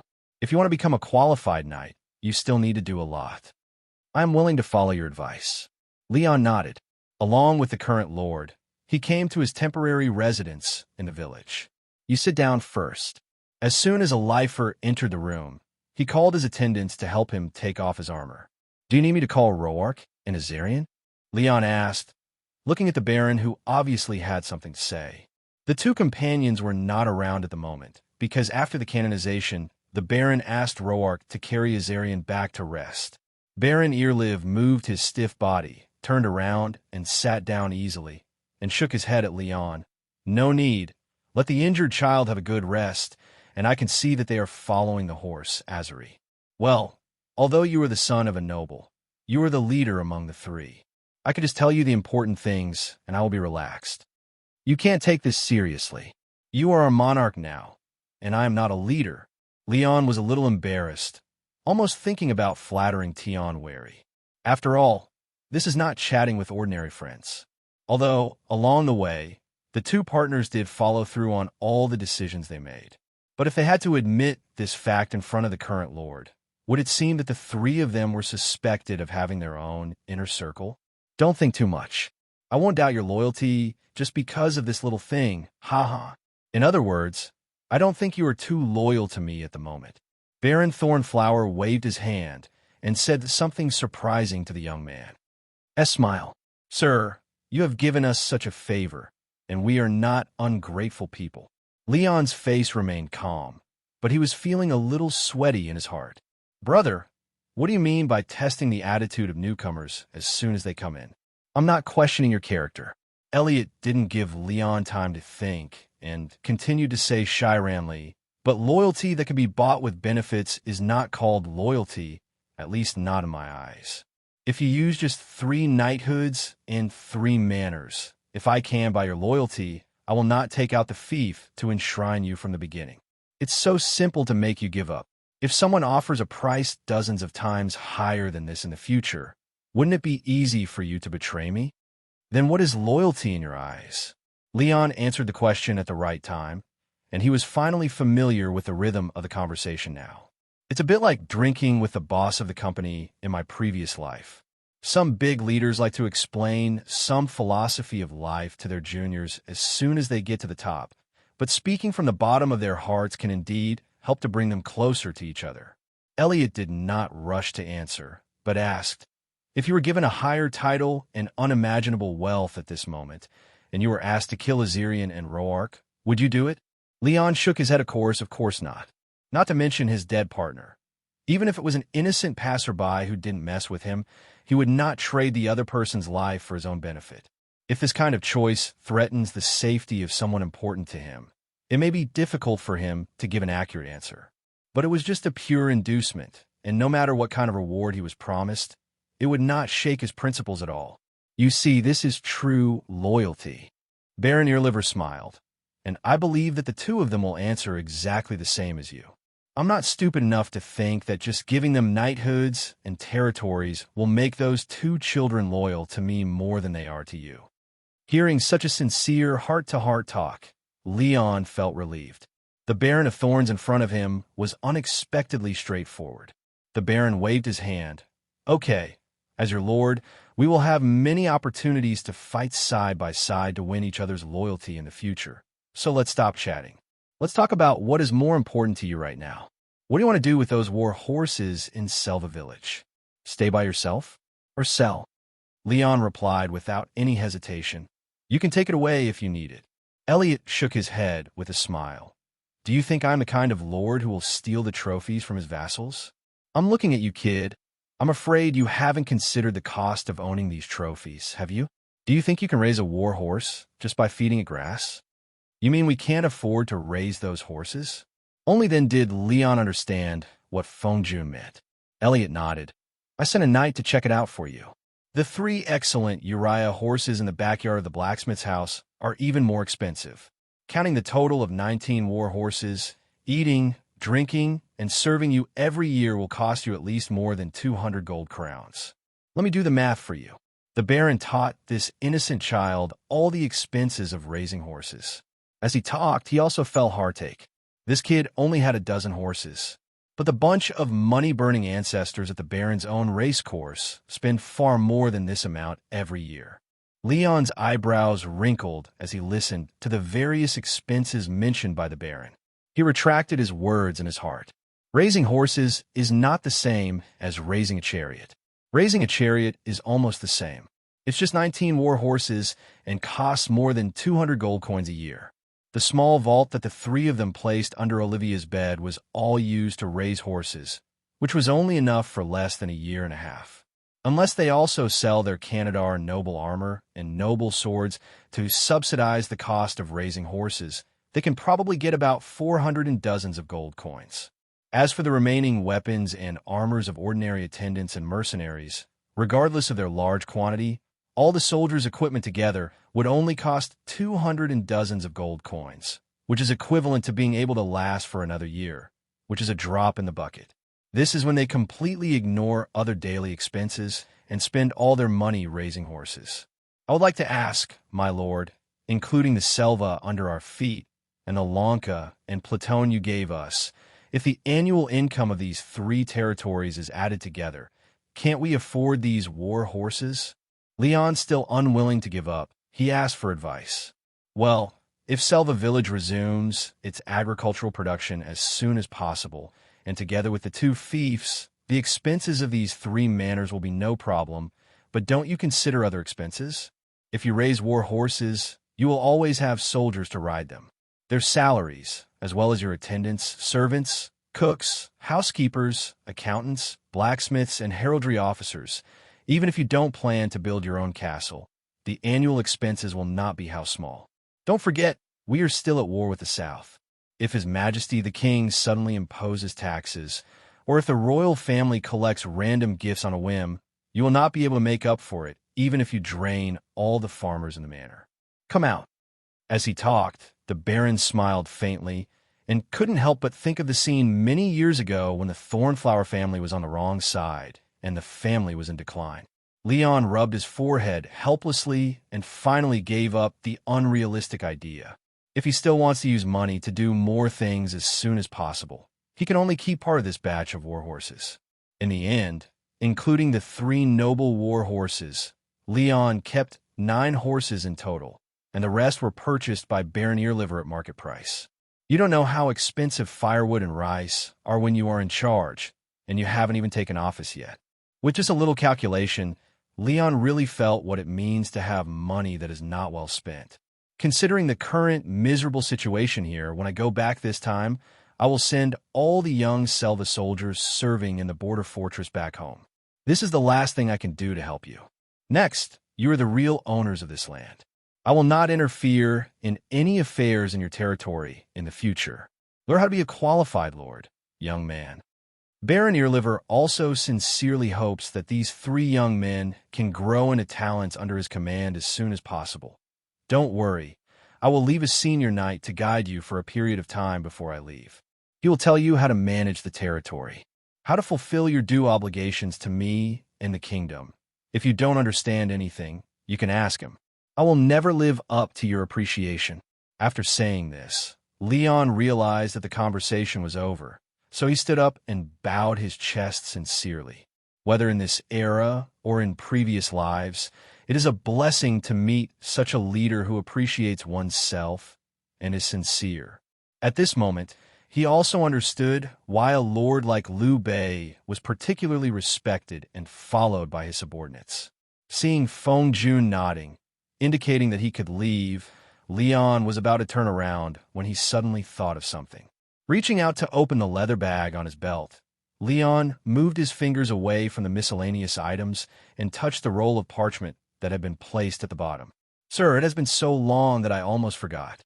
When I picked up your family sword, I also found a small volume of strange maps. I wonder if it is also your belongings. Leon handed the parchment of unknown meaning to the Baron. Oh, what is it? Elliot took it and opened it casually, unfolding these 2 palm-sized paper rolls. When he saw the extremely familiar outline, his expression was slightly startled, and some complicated emotions flashed through his eyes. Yes, this is also a property of the Thornflower family. The Baron sighed and took the candle holder from the table next to him. I saw him placing the parchment on the candlelight. Leon's eyes were as sharp as Bunny-chan. Masaka? Is there any secret on this map that can only be revealed after being burned? Result: just when he thought he was about to witness some special treasure map encryption method, the parchment just burned like that without any encryption. The candle flame burned the map to ashes. This unrealistic hope should have ended long ago. Baron Alifer muttered to Leon, "Forget this ghost thing that has devoured generations of people. It is an illusory lie that is not worth mentioning." Leon looked at the feudal lord with a depressed expression and nodded in confusion. Anyway, he never expected that the parchment with unknown meaning could help him. Turning and leaving the room where Baron Alifer stayed, Leon walked down the stairs with a thump, ready to discuss the territory and spoils with his companions. "Boy, are you free?" "Oh no, now I should call you Lord Leon." Leon turned his head and saw the robed and armored man called the Warlock Consultant by General Trosa, who seemed to have been waiting for him downstairs for a long time. "Didn't you go with General Trosa?" Leon asked in confusion. "It's okay. I can catch up with the General's team at any time. Now, let me see the crossbow you mentioned." When Leon took the crossbow arrow as big as a short spear, the strong wizard named Hilgard couldn't wait to take a closer look. He removed the blood scab on the crossbow arrow with his fingers and carefully observed the complex runes and magic patterns on the shaft. Seeing the trick, Hilgard couldn't help but admire it. Amazing, the more he studied, the more shocked he was. He not only appreciated the clever application of the magic pattern, but also admired the maker's profound understanding of the ancient magic language. As expected of Aetius, the knowledge of the wizard country is really fascinating. Putting down the rune crossbow arrow in his hand temporarily, Hilgard proposed to the young knight in front of him. "Sir Leon, are you willing to sell it to me? This thing is just a crossbow arrow with patterns carved on it for you, but it is very helpful for my research." Hearing this, Leon was surprised. Looking at the reaction of this uncle wizard, this arrow turned out to be quite valuable. Seeing Miss Lola's disdainful attitude before, he thought it was just an ordinary consumable with a simple tracking effect. "Can I ask about the origin of this thing? What is the Aetius you just mentioned?" Leon asked curiously. Aetius is the name of a distant empire. It's normal that you haven't heard of it. Knowing that the young knight in front of him was just the son of an ordinary hunter not long ago, Hilgard patiently explained. That country is located in the easternmost part of the continent. Legend has it that it has conquered almost to the edge of the world to the east, and its national strength is very strong. And unlike the continental countries around us, Aetius is still a country completely ruled by spellcasters. The emperor and nobles are all mages. As he said, Hilgard raised the crossbow in his hand. This heavy crossbow with magic effect engraved on it. The lorelit rune on it is undoubtedly from the hands of a knowledgeable Aetius mage. Empire? An empire ruled by mages? Magic emperor? Mage nobles? Hearing this news, Leon was shocked, and in a trance he felt as if he had traveled to another world with a different style. However, from the other party's words, it could be heard that the country is obviously very far away from Orland. After all, a country that is described as the edge of the world in the far east, if nothing unexpected happens, with the current transportation, I am afraid that it will not have much to do with me in this life. How about it? I can bid 20 gold crowns to buy this arrow. Hilgard quoted the price to Leon. Wait, can you help me take a look at this? I don't know if it can still be used and whether it has value. Leon did not rush to answer, but put the pendant that he had taken from Dason's body in his waist bag on the table. The insect-shaped gem on the necklace is crystal clear like glass, and the dazzling red light of that day is gone. Several short metal legs also retracted into the pendant. Another magic item. Hilgard looked at the pendant in surprise. Yes, this is the trophy I got when I killed Dosen that day. Leon answered simply, hiding the presence of Olivia. Hilgard reached out and took it for a brief observation. There was no inscription on the pendant, and it was really hard to tell where this style of creation came from. He had no choice but to spread it on the palm of his hand, close his eyes, and concentrate on calling magic to test the reaction of the item. The glowing red light gradually spread from the gem, and the blood-colored halo filled the crystal-clear crystal. After a long time, the sturdy warlock consultant opened his eyes again. It's probably some kind of instrument that stimulates life elements, but the magic in it has been exhausted. If you want to play a role again, you need to reinfuse it with a lot of magic. Leon couldn't help but ask expectantly, Can you recharge it? It's not difficult to recharge it, but I now hold an important position beside Lord Trosa, and I have to deal with various possible emergencies. I really can't consume a lot of energy for this item. Hilgard answered tactfully. Then it's not okay to charge a little bit every day, not knowing whether the wizards in this world are blue bar type or magic web type. Leon asked with some reluctance. That day, Duo-san, who was like the second stage of the boss, left a deep impression on him. The noble Canadar, who was originally no match for Olivia, actually relied on this thing to injure the strong blonde girl. He even withstood Olivia's heavy sword attack naked and was not killed. His body's speed, strength, and toughness have obviously been greatly enhanced. If I can use it, even if I can't reach Dwussen's level that day, I can have an extra trump card to deal with ordinary enemies and emergencies, except for Miss Lola's help. Although this thing also consumed a lot of physical strength from Dwussen's state before his death. After all, he had enough energy to ride a horse and run wildly after escaping from the griffin that day. It's better than being weak every time I shoot it. If you have the patience to wait, it's not impossible, but in that case, I have to take it away and carry it with me. Even if I consume some magic power for it every day, depending on the situation on the front line, it will take 1 to 2 months. Hilgar replied, No problem. I can wait. Then how much do you want as a reward? Is this crossbow arrow worth enough? If not, how much more do I need to pay? Leon asked happily, waiting for a month or 2 in exchange for a life in a desperate situation is worth it. They are all well-known figures in the kingdom, and he is not afraid that the warlock consultant beside this great noble will steal his equipment and run away. Forget it. In this case, there is no need to pay any more money. Just use this crossbow arrow as an exchange. Originally, this price was not enough to hire him, but Hilgard also liked this kid. Since the other party was not in a hurry, he simply agreed to it. After completing the transaction, Leon hurriedly asked another question that he had been concerned about for a long time before the other party left. Sir Hilgard, I want to ask, if you want to learn magic, where can you find a teacher? Leon did not propose the idea of becoming his apprentice. He had said that he would follow the general to fight on the front line every day, and he would definitely not have time to stay and teach his disciples. And it was impossible for him to give up everything and become his apprentice now. Well, Sir Leon, from your experience of getting help from the ghost of the dead wizard in the cursed land, this idea is understandable.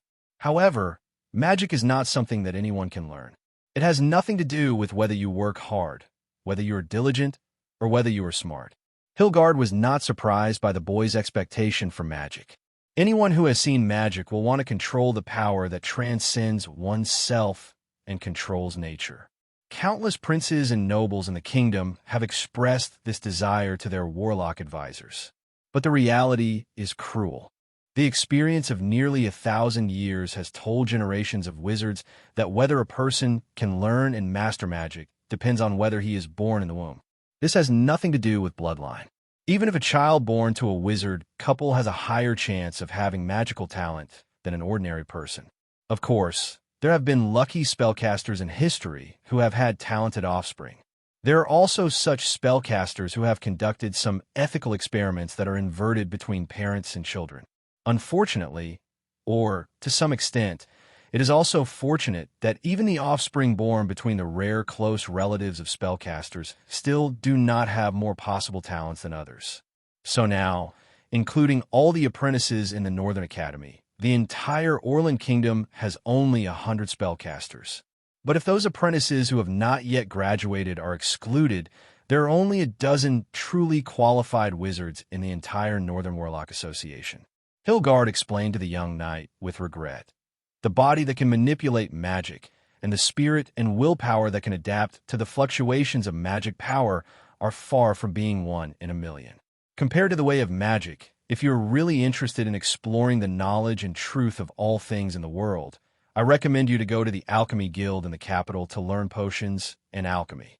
Although it cannot directly manipulate magic power, it can indirectly use some natural laws by mixing the elements of all things through knowledge.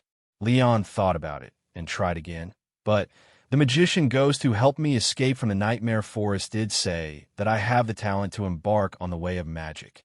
Did the ghost really say that? Hilgard asked with a frown. To be honest, the field he is good at is far from soul learning. I really don't know how the unknown wizard ghost in the boy's mouth, who is dead, can see that this child has talent. You must know that the Northern Society has been looking for apprentices for hundreds of years since its establishment.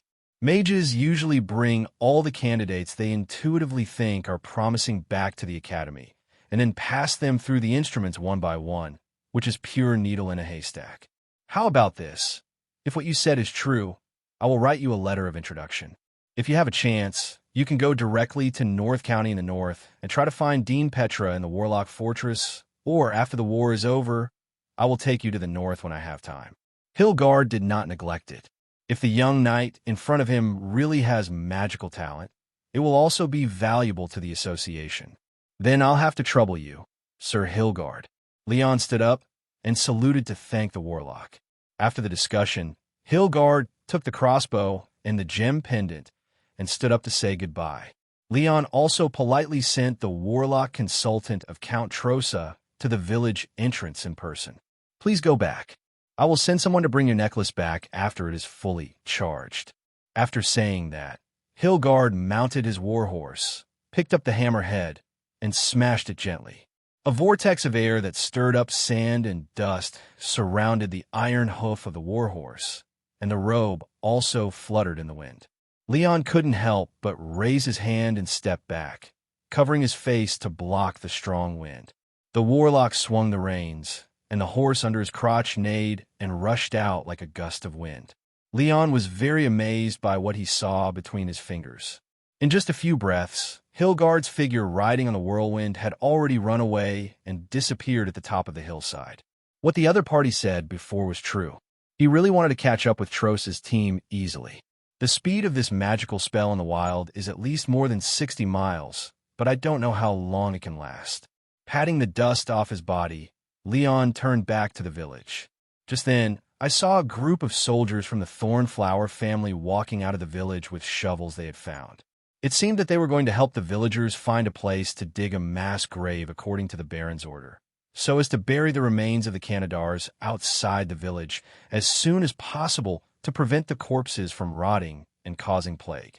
The soldiers came to meet them, and most people did not react. After all, the canonization had just ended, and not everyone knew that 3 young men had been canonized as knights and became the lords of the land under their feet. But a soldier who had witnessed the ceremony outside the door recognized Leon, immediately tugged on his companion's arm, and took the lead in saluting the young man. "Good day, Sir Leon." Only then did the other soldiers stop, and then followed with a hesitant bow to the 2 young knights. "Good day, sir." Puffing up his chest, pretending to be calm and smiling at them and nodding, Leon walked past. It wasn't until he turned his head away that he couldn't help but feel a secretly proud look on his face. Alas, we are also the evil landlords, wealthy people, and the exploiting class. He walked back to Olivia's home with light steps. At this moment, the women and children in the lobby are either still busy with chores in the village, or they have gone back to their homes. The troops brought by Baron Earliver gave the villagers enough sense of security. There was no danger, and the survivors finally went home to clean up the mess in their houses. Although the quality of soldiers in this era is worrying in troubled times, at least in their own hometown and county, they will not do bad things to fellow villagers for no reason. Especially under the noses of various nobles and knight lords, they are quite law-abiding. Stretching, Leon couldn't wait to take off his armor and have a rest. Originally, I just wanted to try it out this morning to see if it fit me, but I encountered so many things in a row that I haven't even taken it off yet. As soon as I entered the door, I saw the young man from the mountain village whom I didn't know very well, still standing upright in front of the old blacksmith's bedroom door. Leon came back several times and saw him standing there like a door god. Now he finally couldn't help but ask, "I remember your name is Hawk? Why are you standing here all the time?" "Uncle Bubrian, let me be me," Hawk stammered as he looked at the hero of Selva. "Father asked him to block me here." "Really, since he agreed, I will definitely not run out." Olivia's helpless voice came from the room. As soon as he finished speaking, the door opened, and the blonde girl poked her head out of the house, blinked and looked at Leon expectantly. "How is it? Are all the big shots gone?" "Lord Elliot hasn't left yet. They will rest in the village for one night and go back tomorrow. General Trassa has already left with the army." Leon replied with a smile, and then looked to Hawk. "Can I talk to Olivia for a while? Uncle Brian probably didn't say not to let me in." Ing. It should be fine." Hawk thought quickly, got out of the way, walked around Leon, and ran to the gate to wait. Olivia opened the door and waved to Leon with her little hand. "Come in and tell me what's going on." Leon walked into the house. The girl closed the door obediently, smoothed her skirt behind her, sat down on the bed, and looked at him curiously. Leon cleared his throat and then recounted everything that happened today. Hearing that the Griffin almost clashed with the army, the girl clenched her hands nervously. After hearing Boris's slander and Leon's speculation that the village gangster knew it but did not report it, the girl frowned in anger, her teeth itching with hatred. Hearing again dispelled suspicions and proved the experience, until under the witness of the knights, the Baron personally canonized the 3 people as knights of the Thornflower family. Olivia's lips parted slightly in surprise. "Are you Lord Knights? Are you the lords here now?" The girl stood up from the bed with sparkling eyes, but he couldn't help but sit back down immediately. "Father, I really wish I could witness that scene at the scene. It's just like in A Knight's Tale." Olivia's beautiful blonde hair couldn't help but dim a bit, and she was upset that she couldn't witness the scene when the 3 friends were canonized. "Uncle Brian is just worried about you. Don't blame him too much." Leon comforted. "But from your story, the nobles who came to the village are all upright and good people." The girl shook her head, still confused. Leon recalled what Uncle Brian said with a sigh at that time, and couldn't help but said bluntly to the girl, "Didn't Uncle Brian tell you?" "What?" Olivia tilted her head. "He told me that he was afraid that you would be spotted by those big shots and take you back to the castle to be their little wife. So he asked me to cooperate and not let others know about your existence." "Xiaolao, how is this possible?" Olivia opened her bright eyes wide. The girl's cheeks turned hot and blushed with embarrassment, and she asked in disbelief, "Father, did he really say that?" "Well, yeah, speaking of that." Leon apologized to the girl with some embarrassment and shame. "I'm sorry, Olivia. The Canadar noble named Duo-sun was originally killed by you. It was obviously you who defeated so many enemies. The 3 of us completely stole your credit in front of those nobles, even though Uncle Brian said you didn't care. But we still feel sorry for you, and we will definitely use the income from the territory to compensate you in the future."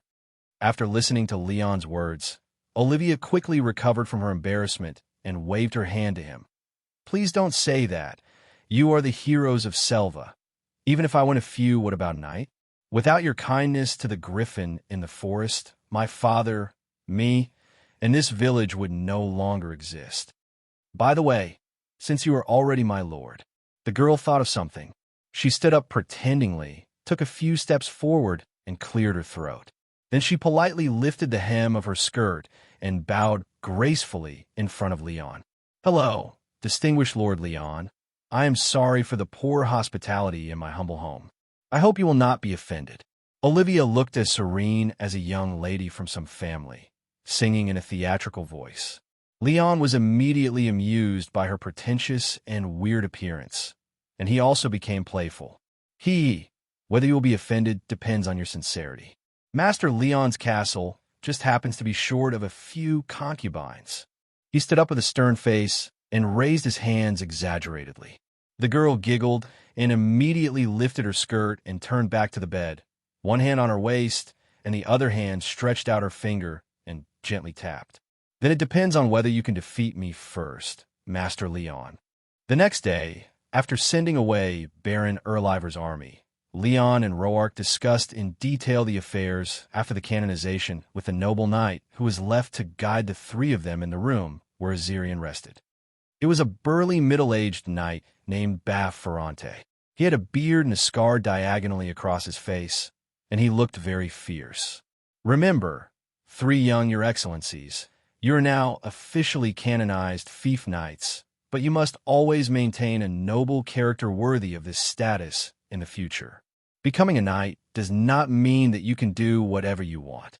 Once you are reported by the subjects or other nobles and do any serious disqualification or violation of the oath, the title and territory can still be taken away by the monarch. Balf warned seriously. Thank you for your advice, Your Excellency Philanti.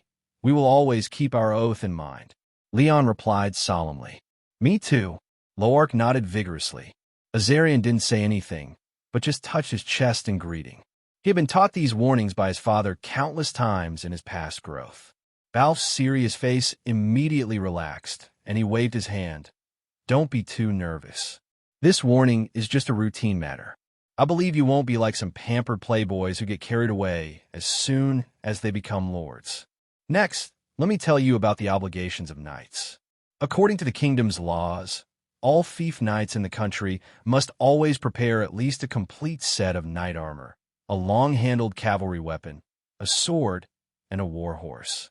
2 spare draft horses, the senior knight detailed. Leon and the 3 of them felt relieved. After destroying the equipment of the Canadar army, they now have no shortage of these things. Balf touched his beard. This is the minimum requirement for knighthood, but it must be more than enough for you, so I won't go into details. In addition, each of you is obliged to bring at least 1 knight squire with you every year to serve the Lord for 40 days free of charge. For the period beyond 40 days, as your current status as lower knights, the Lord will pay you a salary of 25 dyers per day. If in the future you are really lucky enough to be crowned a Knight of the Square Banner for your meritorious service, then this salary will be doubled. 25 dyers per day? 1 month is 7.5 gold crowns. Leon calculated in his mind the approximate income of an ordinary farmer in Syrian in the memory of the original owner. The income of a knight serving in the army was actually 125 times that of an ordinary farmer. He recalled how many noble knights there were in the 2 armies that came to Selva before. He was afraid that paying these knights individually in 1 month would cost 2,000 to 3,000 gold crowns. This war is more than a waste of money. Leon thought for a while and suddenly asked, Your Excellency Ferrante, if in the future when Lord Elliot issues a military order, some of us will be injured and bedridden due to an accident, like Azarian now, or due to other reasons, what should I do if I am unable to respond to the call because the matter is outside my territory? Balf heard this question, waved his hand, and replied, If this happens, you can also choose to pay the monthly shield tax of 4 gold crowns to serve on your behalf, but if you cannot dispatch at least 1 knight attendant, then you have to add 2 more gold coins. However, as someone who has experienced it, I would like to remind you that if you are determined to achieve higher glory and status, you should try not to avoid being called up. As knights, the battlefield is where we truly make achievements. Seeing the 3 teenagers nodding in agreement, the older senior knight continued to describe their feudal obligations one by one, including the Lord's Thornflower family and the royal family. When there are certain events related to heir crowning ceremonies, weddings, etc., the proportion of gifts to be prepared and other details are explained clearly. The question and answer exchange between you and me is like giving a lecture. The 3 manors granted to you by Lord Elifer did not directly specify how to distribute them. Before the canonization documents are completed, you can discuss and decide on your own territories. Just tell me before I go back. By the way, Your Excellency Leon and Your Excellency Loark, you 2 were born as commoners in the past and currently do not have a family name. Please pick one up as soon as possible. Otherwise, the subsequent canonization documents will only be signed with the name of your territory as the suffix.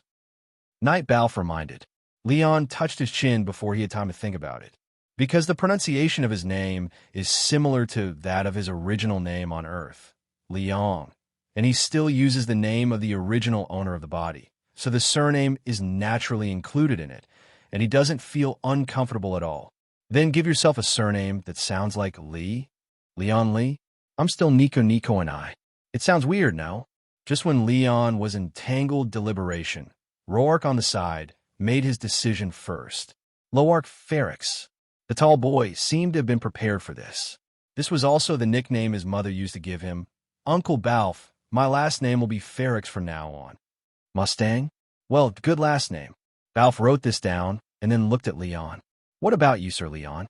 It doesn't matter if you can't make a decision at the moment. You can think about it slowly in the past few days. I won't leave in a short time. No need. After a second thought, Leon finally gave up the tempting choice of Al Johnson in the entanglement between the two candidates. Leon Pendragon. He took King Arthur's surname without blushing. The head of the dragon. How majestic. Besides, he was also a descendant of the dragon in his previous life, so this surname is not bad. Although in the pharaoh language of this world, the pronunciation of dragon does not mean dragon. Pendragon. Bath had never heard of this uncommon word. Leon had to use his index finger to draw the pronunciation on the table. Fortunately, the original owner was taught by his father before and knew some daily pharaoh characters. Okay, I'll remember it. Bath understood the writing method, so he raised his eyes and continued to say to the two, "Since you have decided on your surname, you can also find someone to draw a coat of arms to represent your identity. However, you are still lower-level knights, and you cannot hang your personal coat of arms on the battlefield. When necessary, you can only fly the thorn rose flag of the master's family. Don't overstep your authority. Flags can only use long triangles or swallowtail flags. Only when you are successfully conferred as a square flag knight by Lord Oliver in the future, you can use square flags to display your personal or family coat of arms. Do you understand?" Leon nodded. It turned out that the knight had so many rules and requirements, even for hanging a flag. Okay, that's all I have to say for now. The rest, when you each recruit your own coat of arms officer, they will also explain the etiquette and customs of the nobles of Orland to you. After bidding farewell to the departing knight Bath, Leon and his two companions discussed how to divide the three territories. Although they had not yet gone with Lord Bath to see the other two manors in person, they had already learned some general information about Lanka and Pleetun from him. Lanka is not far northwest of Selva and is much smaller than Selva before the disaster, with a population of only about 30 or 40 households.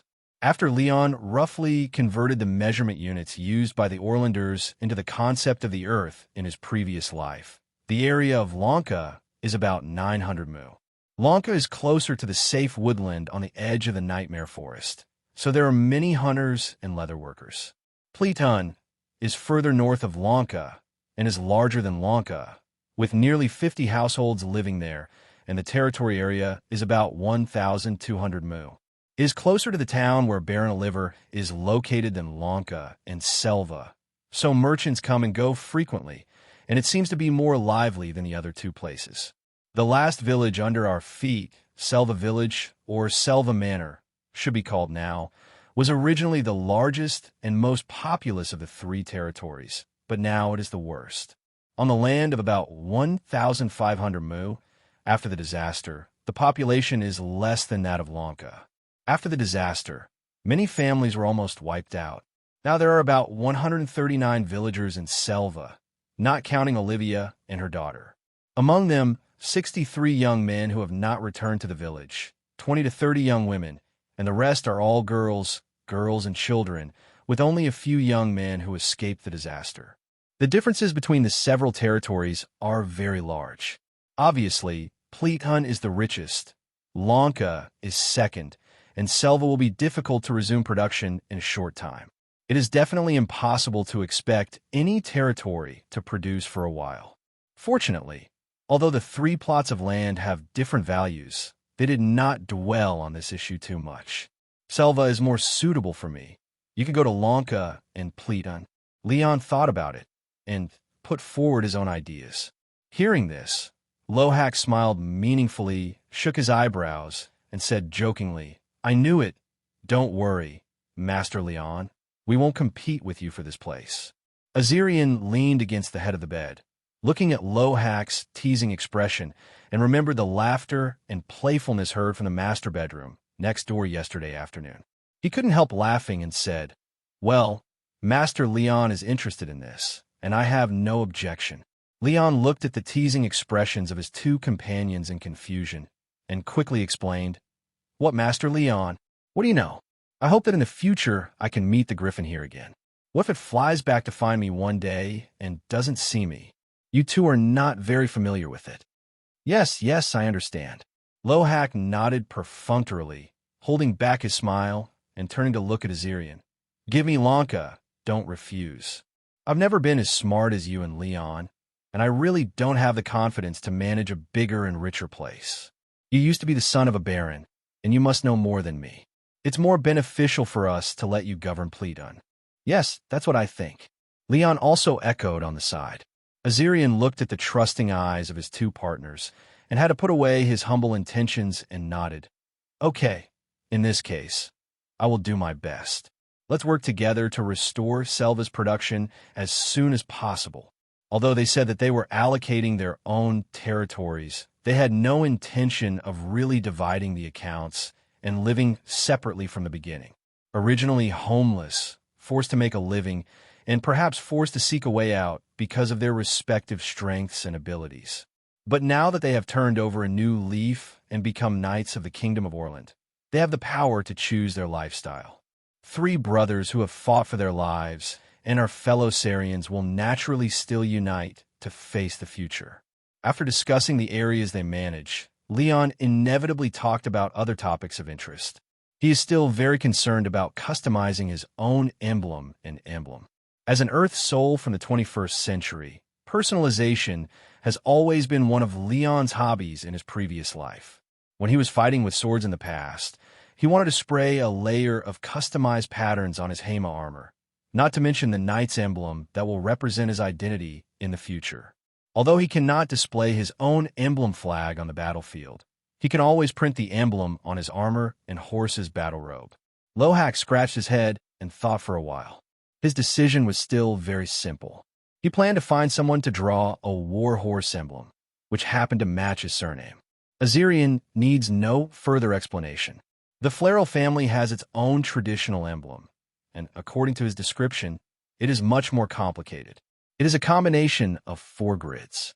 The upper left corner is a white flame sun, while symbolizing the faith of the Holy Sun. The lower right corner is 3 abstract golden irises, and the other 2 grids are painted with different color blocks and stripes. Leon leaned back in his chair and pondered for a long time. For a while, the blue-bottomed golden lion face logo of the Alliance in Magic World flashed in his mind. For a while, the black-bottomed golden sun logo of the Nilfgaard Empire in Hunter O flashed in his mind. Various favorite patterns in his previous life repeatedly passed through his mind. Finally, he finalized his plan and informed his companions of the emblem he decided to adopt. Black background. A red sword stood upright in the middle.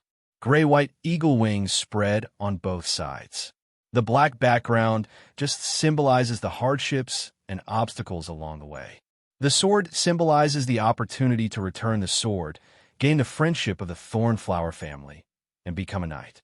The spread eagle wings symbolize the griffin friend who was saved by him and finally saved him. The sword wing emblem. How memorable. Leon nodded with satisfaction. This pattern really matches his name and his current knight status. Except that he has no little secrets. Well, if you have to say it, Miss Lola's existence is a secret. After deciding on their respective emblems, they will wait for someone to find a special herald and craftsman to draw them according to the requirements and customize the seals and wax seals of the corresponding patterns. According to Lord Baff, these things will be used in daily correspondence or some important occasions. There are still many necessary requirements for being a noble, even a small noble. Not only do you have to buy the objects that symbolize your status as soon as possible, but you also have to quickly equip the most basic life attendants. It's not that I want to enjoy a decadent life of having everything I want, but daily meals, daily chores, horse breeding and grazing, weapon maintenance, accounting, running errands, and transportation. If they have to do these things one by themselves, then they won't have to do anything else in the future. Moreover, equipping themselves with knight squires to respond to the call at any time is clearly marked in the knight's obligations. Of course, before having a squire, there's a more critical issue. Leon left his partner's room and went out to find Olivia.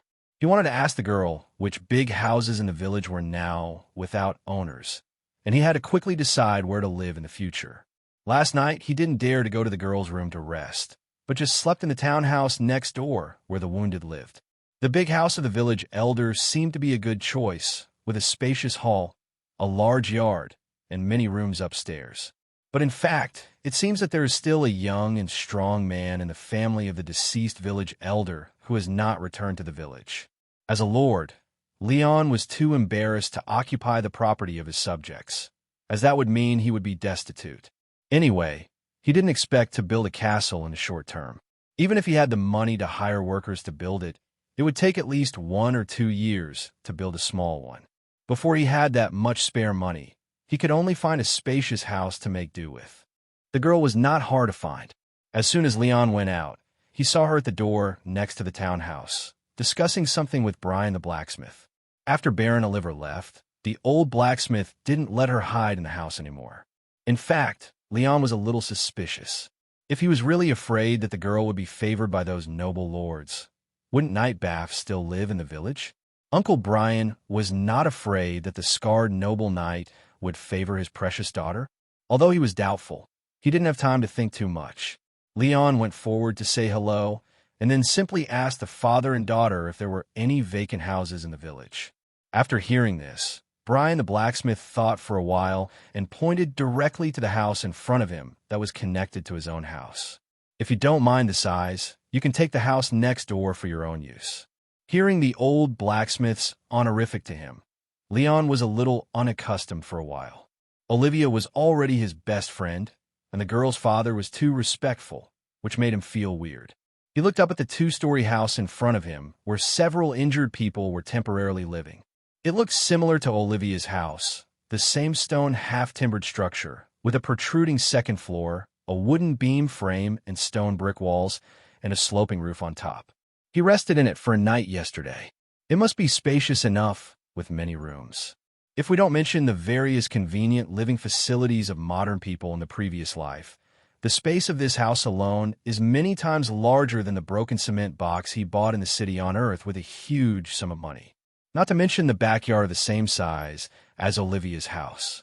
Did the original owner of this house die? Leon asked. Hearing this, Olivia's eyes were filled with sadness. Old Brian sighed helplessly. The family next door used to be Matt's family. He was a carpenter in the village. This townhouse was built by him and many years ago.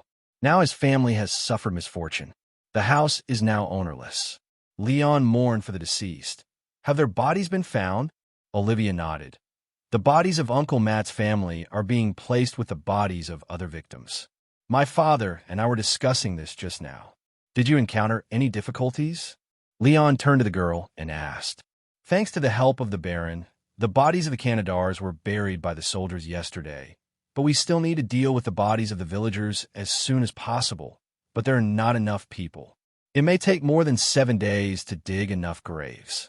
Olivia frowned and replied, The problem is that people can wait, but the rapidly decaying bodies can't wait.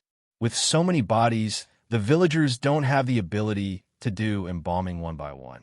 Seeing the sad look on the girl's face, Leon knew that it was not easy to arrange the burial of hundreds of bodies. These were not the bodies of enemies, so it was impossible to dig a big pit for random burial. It would be simpler in Syrian.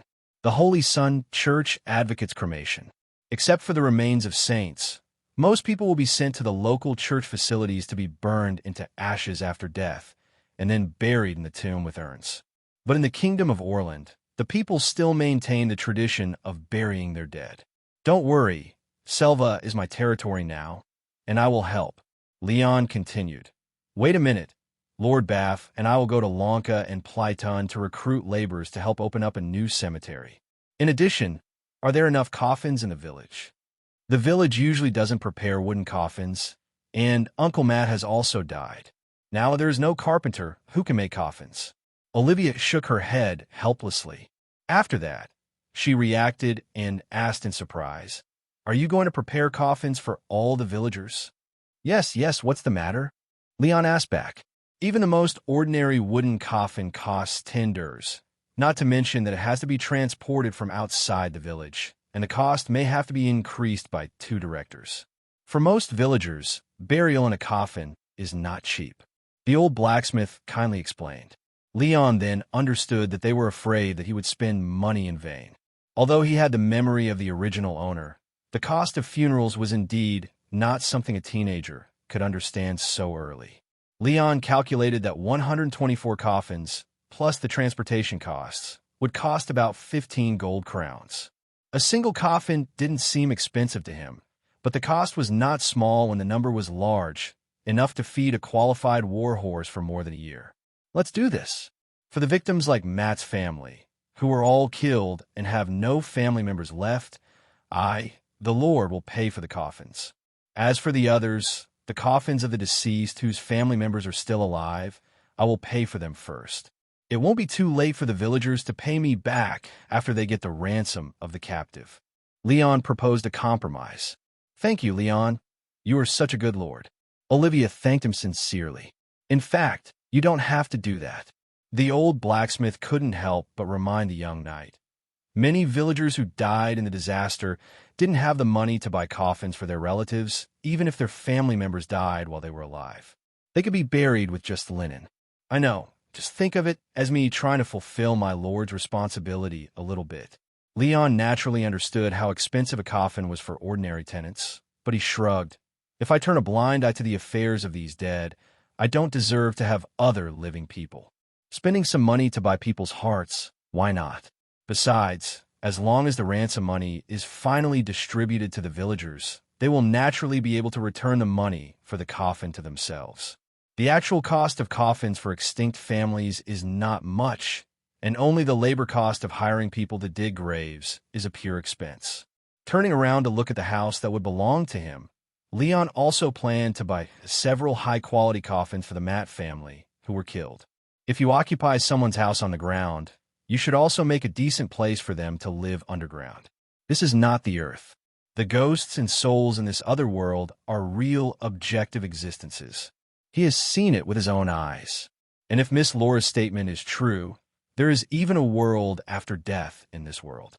Leon still remembers the descriptions of those spells, taking the name of Enigmatic and obeying the laws of the eternally frozen primitive Dead Sea. Is Enigmatic the name of the god of death in this world? Is the so-called Dead Sea a place like hell or underworld that Miss Laura thinks of? Big brother. Little Lena's excited voice brought Leon out of his thoughts. When the girl saw her savior, she ran happily from the house. Now it's time for you to call me Sir Lena, the old blacksmith reminded. Oh, I'm sorry, Lord Brother. After hearing Uncle Brian's admonishment, Lena had no choice but to stop, shrink her neck, and lower her head obediently. It doesn't matter. It doesn't matter if you continue to call me brother. Leon smiled gently at the little girl. Well, thank you, big brother. I haven't thanked you and the other two brothers for saving me yet. Listen to me. When I helped Aunt Malia today, I learned a particularly delicious dish. Wait, I'll make it for you to try. Little Lena's childish voice promised to let the three of Leon have a taste of her craft. Leon reached out and touched her head, sighing inwardly. He had asked Olivia before. The little girl's family members had all been killed, and she had no relatives left. Now the old blacksmith and his daughter were taking care of her. Such a sensible and well-behaved child has lost his parents and is all alone at this age. How can he not be sympathetic? In his previous life, a child of this age would have been attending classes on campus without any worries, but now he has suffered the disaster of his family being destroyed. Lena, come and help me. A woman in the house shouted. Oh, okay, I'll be here soon. Little Lena turned around and responded.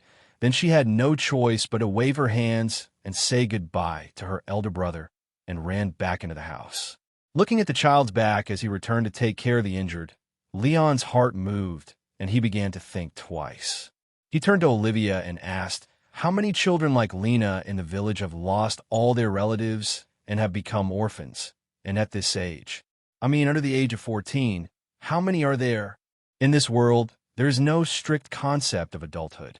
If we insist on it, the general nobles will give their children a formal name when they are around 16 years old and get rid of the childhood nickname.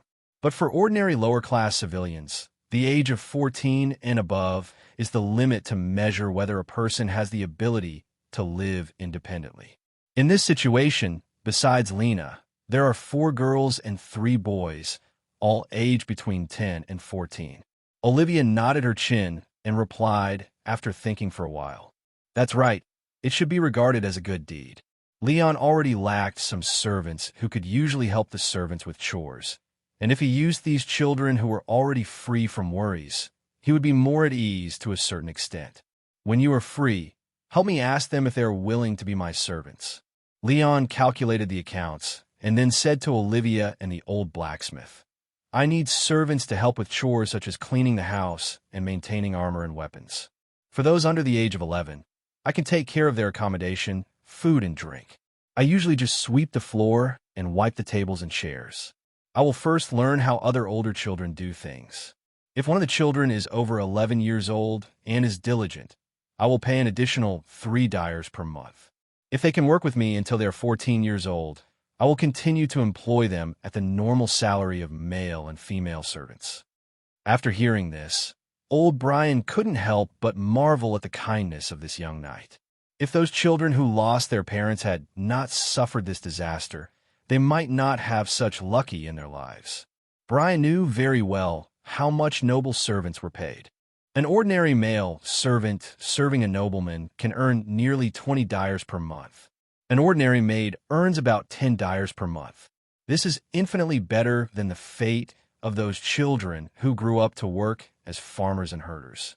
Although cruel, such opportunities are entirely due to their tragic status as orphans. Let me first thank you for your kindness on behalf of those children, Lord Leon. The old blacksmith knew that it was impossible for those lonely children to refuse such an opportunity and a way out. Speaking of this, do you know anyone in the village who could take care of livestock? It's best to raise horses. Since the issue of servants was brought up, Leon simply continued to inquire. Hoke knows how to raise horses. My father taught him before. He often took care of my 2 horses before. Olivia replied immediately. Huh. Leon recalled that naive face. Is that the young man who stutters a little? Yes, if you don't mind his stutter, I think Hawk can take care of your horses and livestock. The old blacksmith also recommended. The kid is not a bad person. His parents died early, and he grew up alone on the village's support. In fact, he is smarter than he looks and learns things quickly. Olivia raised her finger and shook it, smiling. Do you remember the trouble you encountered when you first came to Selva? I was able to arrive so quickly that day because Hawk came to me in advance to inform me. He had been helping me keep an eye on that bastard Boris. After hearing what the girl said, Leon remembered that Hawk was indeed at the end of the team of several village thugs brought by Boris, and he was the only one without a weapon in that group. Okay, I'll try to hire him. Leon nodded. Of course, Hawk alone could not take care of all the war horses. Even if he and his companions divided the war horses equally, if he wanted to take care of his 3 war horses, he would definitely need several people without skilled professional grooms. However, seeing that Olivia and the old blacksmith recommended the young man, Leon decided to let Hawk be the leading horseman to lead the other people. After all, any war horse is valuable, especially the top-grade Uriah war horses ridden by the 3 noble knights. According to Baron Earliff's valuation, the market price is around 180 gold crowns, which is more than 10 times the price of ordinary Uriah war horses. This huge sum of money is enough to make any desperate person take risks. If there are no trustworthy servants to guard day and night, if they are targeted by horse thieves one day, or even if the grooms they hired steal from them, they will have nowhere to cry.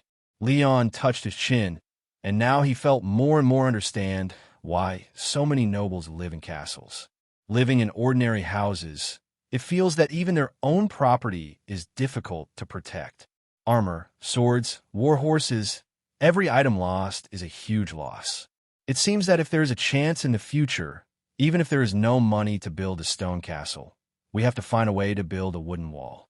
So, in terms of the selection of servants, there are candidates for servants to do odd jobs and candidates for the stables. Then Leon found a chef to take care of his diet through Olivia's recommendation. It was the young woman named Milia. Leon remembered that when he and his friends lived in the windmill and were about to leave Selva, They tasted the cakes made by Olivia. The woman's craftsmanship was really good. However, her fate was really sympathetic. Not only was she ravaged by those thugs, but her 2 children were also killed.